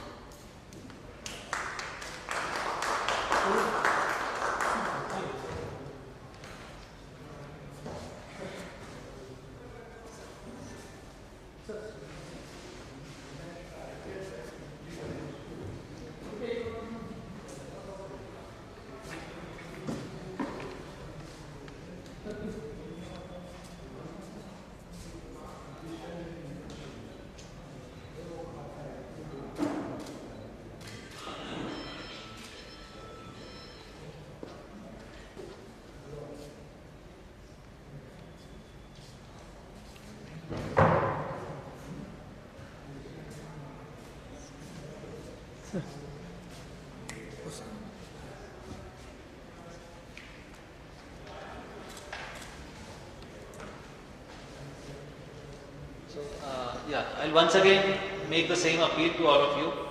Please, all of you, it is a responsibility for all of us to give somebody a second chance. So please do pledge all your organs. They can definitely save many lives, and not just organs, even the tissues in our body can be of use to multiple people. So one person can save more than 9 lives, and the tissues can reach out to more than 60 to 70 people. So it is a huge possibility of giving a second life to somebody. So I would request all of you to please pledge your organs and also spread the message of organ donation. Thank you so much.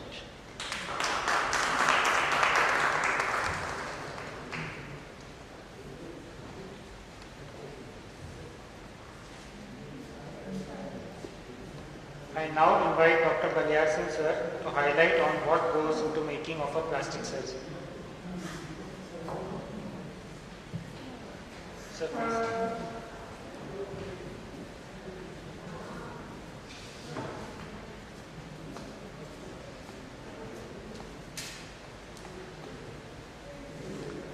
Actually, how one becomes a plastic surgeon. Naturally, a potter will make a pot and sculptor will make a sculpture, but how a plastic surgeon is molded to become a plastic surgeon. So naturally, it is one of the most difficult thing because most other specialties, surgical specialties, thinking is different. You know, they will think it is as a disease and the treatment, but in plastic surgery, we think it in a different manner. We will first think what will be at the end, then back calculate and come to the point where the patient is. So naturally thinking at the end and then planning it, we call it reverse planning you call it. So that's how whatever you have learned in general surgery, you have to have general surgery training, then think. So the thinking pattern again is remolded and which are actually the teachers, all the teachers they help. In plastic surgery actually the technique is not taught. It is how to think it is taught, which is the most important thing in plastic surgery. But the process is very long and it takes a very long time because naturally Maharshi Sushrut, he is actually considered to be the father of plastic surgery and he was from India and naturally many things to his credit, not only plastic surgery but many surgical principles also he had developed. And it is always the relationship because while working with a teacher, we try to understand his thinking, his philosophy, his logic.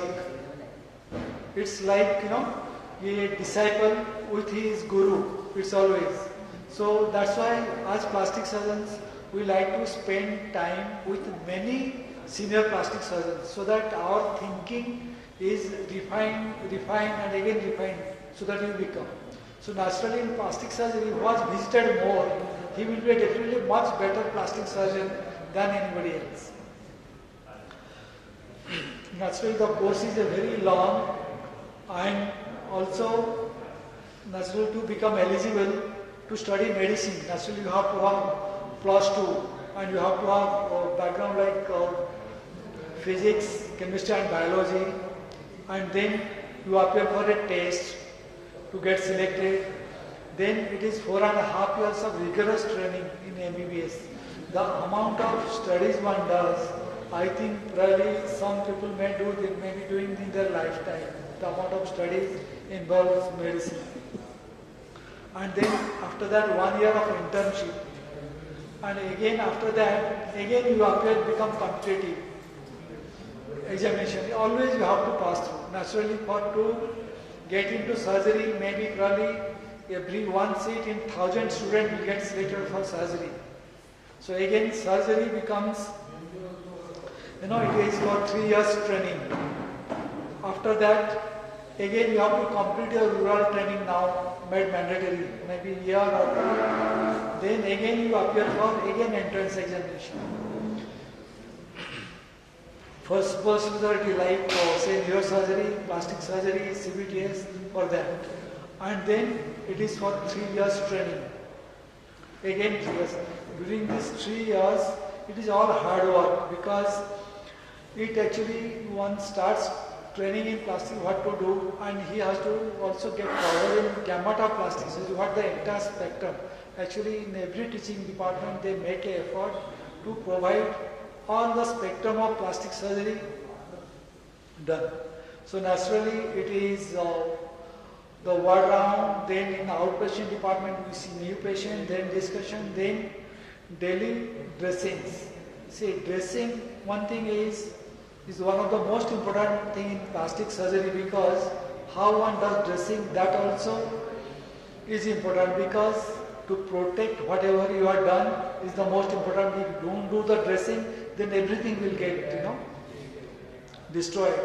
Then in the daily routine, that's why to discuss about what has been done, so how is to be cared for, and also the patient waiting, what they should be undergoing, what type of surgery to be done. And again, almost as a resident, they have to spend at least 2 or 3 days a week in emergency, almost 24 hours they have to spend in the hospital. And is it enough? No. Again, they have to present cases, then they have to read the most recent articles to improve their knowledge, then they have to attend conference to get input from other other surgeons, those who have developed new techniques, new ways, so naturally to learn that, and again they spend time in the library to improve their knowledge. Is it everything? No. But they are learning. But how to make it safe for the patient? Is it that they learn, they practice on the patient? Many times, no. So that's how there is a skill labs are there, where they practice mock surgery on dead bodies. And also if there is any refinement to be done, they practice there before actually practice on the patients.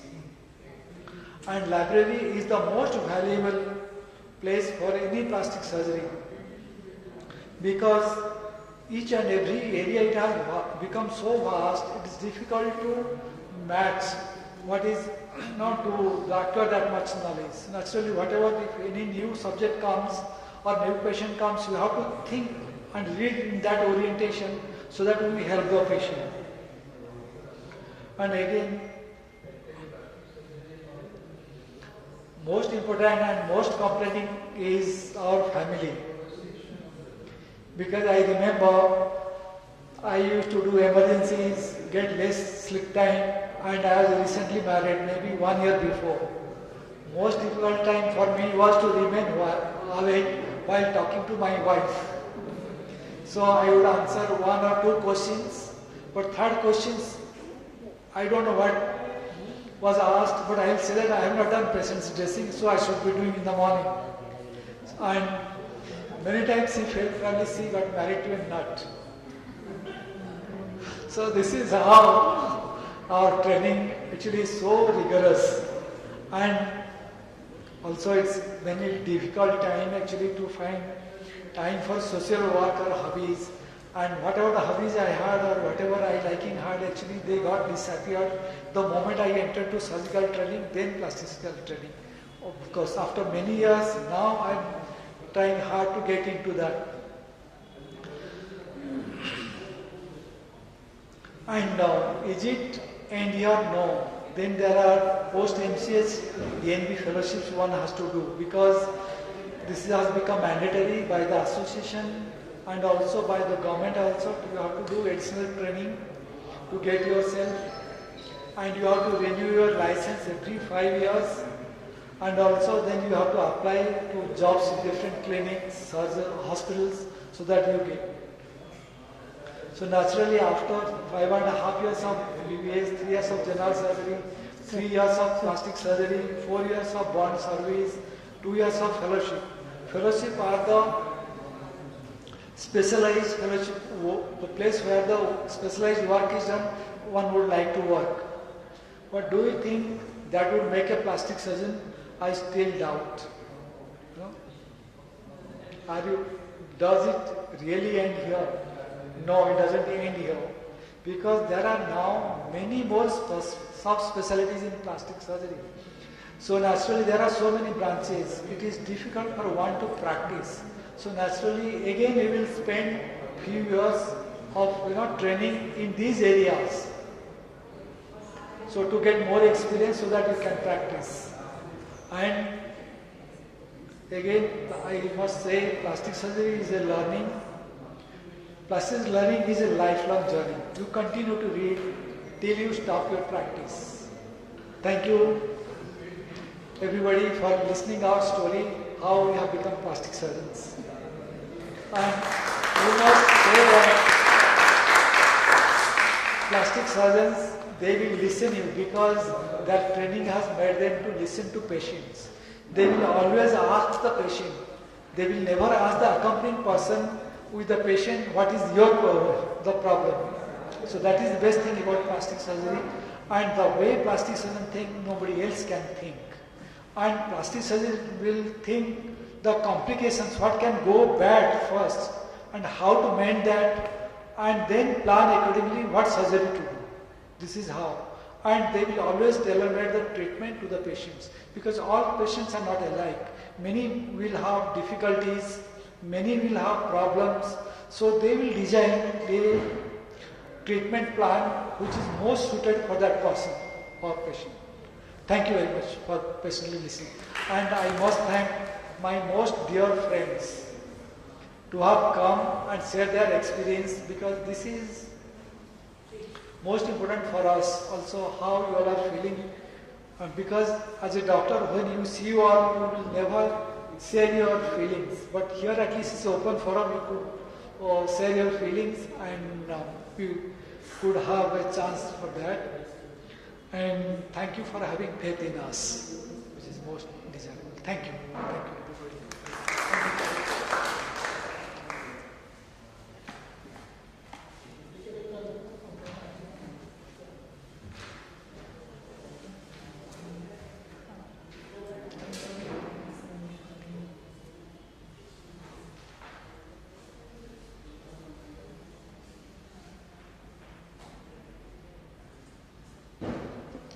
So that brings us to the end of the day, and I express my heartfelt gratitude to all those who have trusted us with respect to their health and come here and share their experiences. I thank all the senior plastic surgeons for taking time out of their schedule and being here today. I also thank Ms. Nisha Jamwal, our special guest, to share her experience and journey with plastic surgery. I express my gratitude to all the journalists and representatives of the media. I thank the Dean and Administration of Nair Hospital for allowing us to conduct this program. And finally, I thank the Mumbai Marathi Patrakar Sangh for letting us to conduct this program in this space. At the end, I would just like to say, जब नसीब ने दिया है और कुदरत ने है छीना, करें प्लास्टिक सर्जन से संपर्क, बेहतर होगा जीना. Thank you.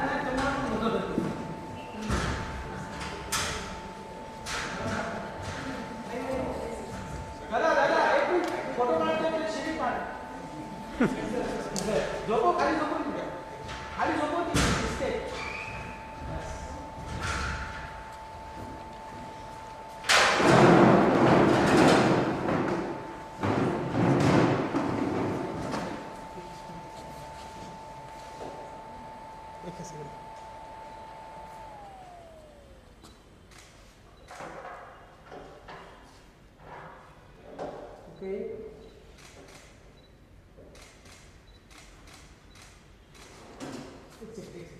एक सेकंड ना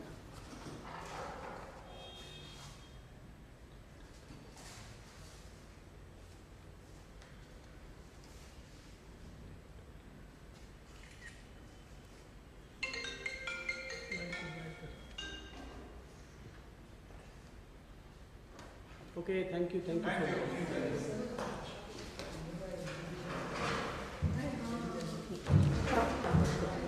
केला का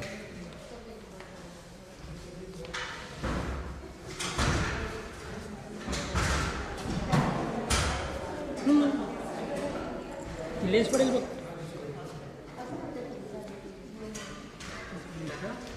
पडले इथे खाली इथे ठेव खुर्ची ठेव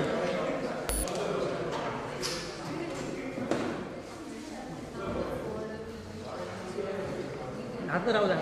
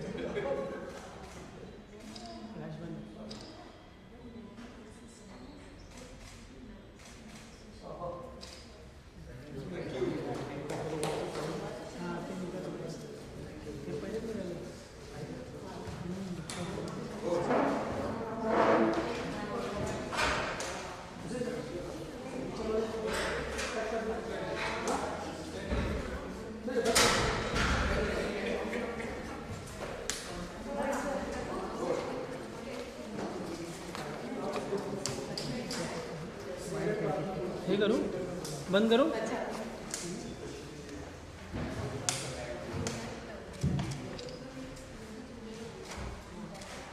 अजिता कैमरा चालू रेकॉर्डिंग बंद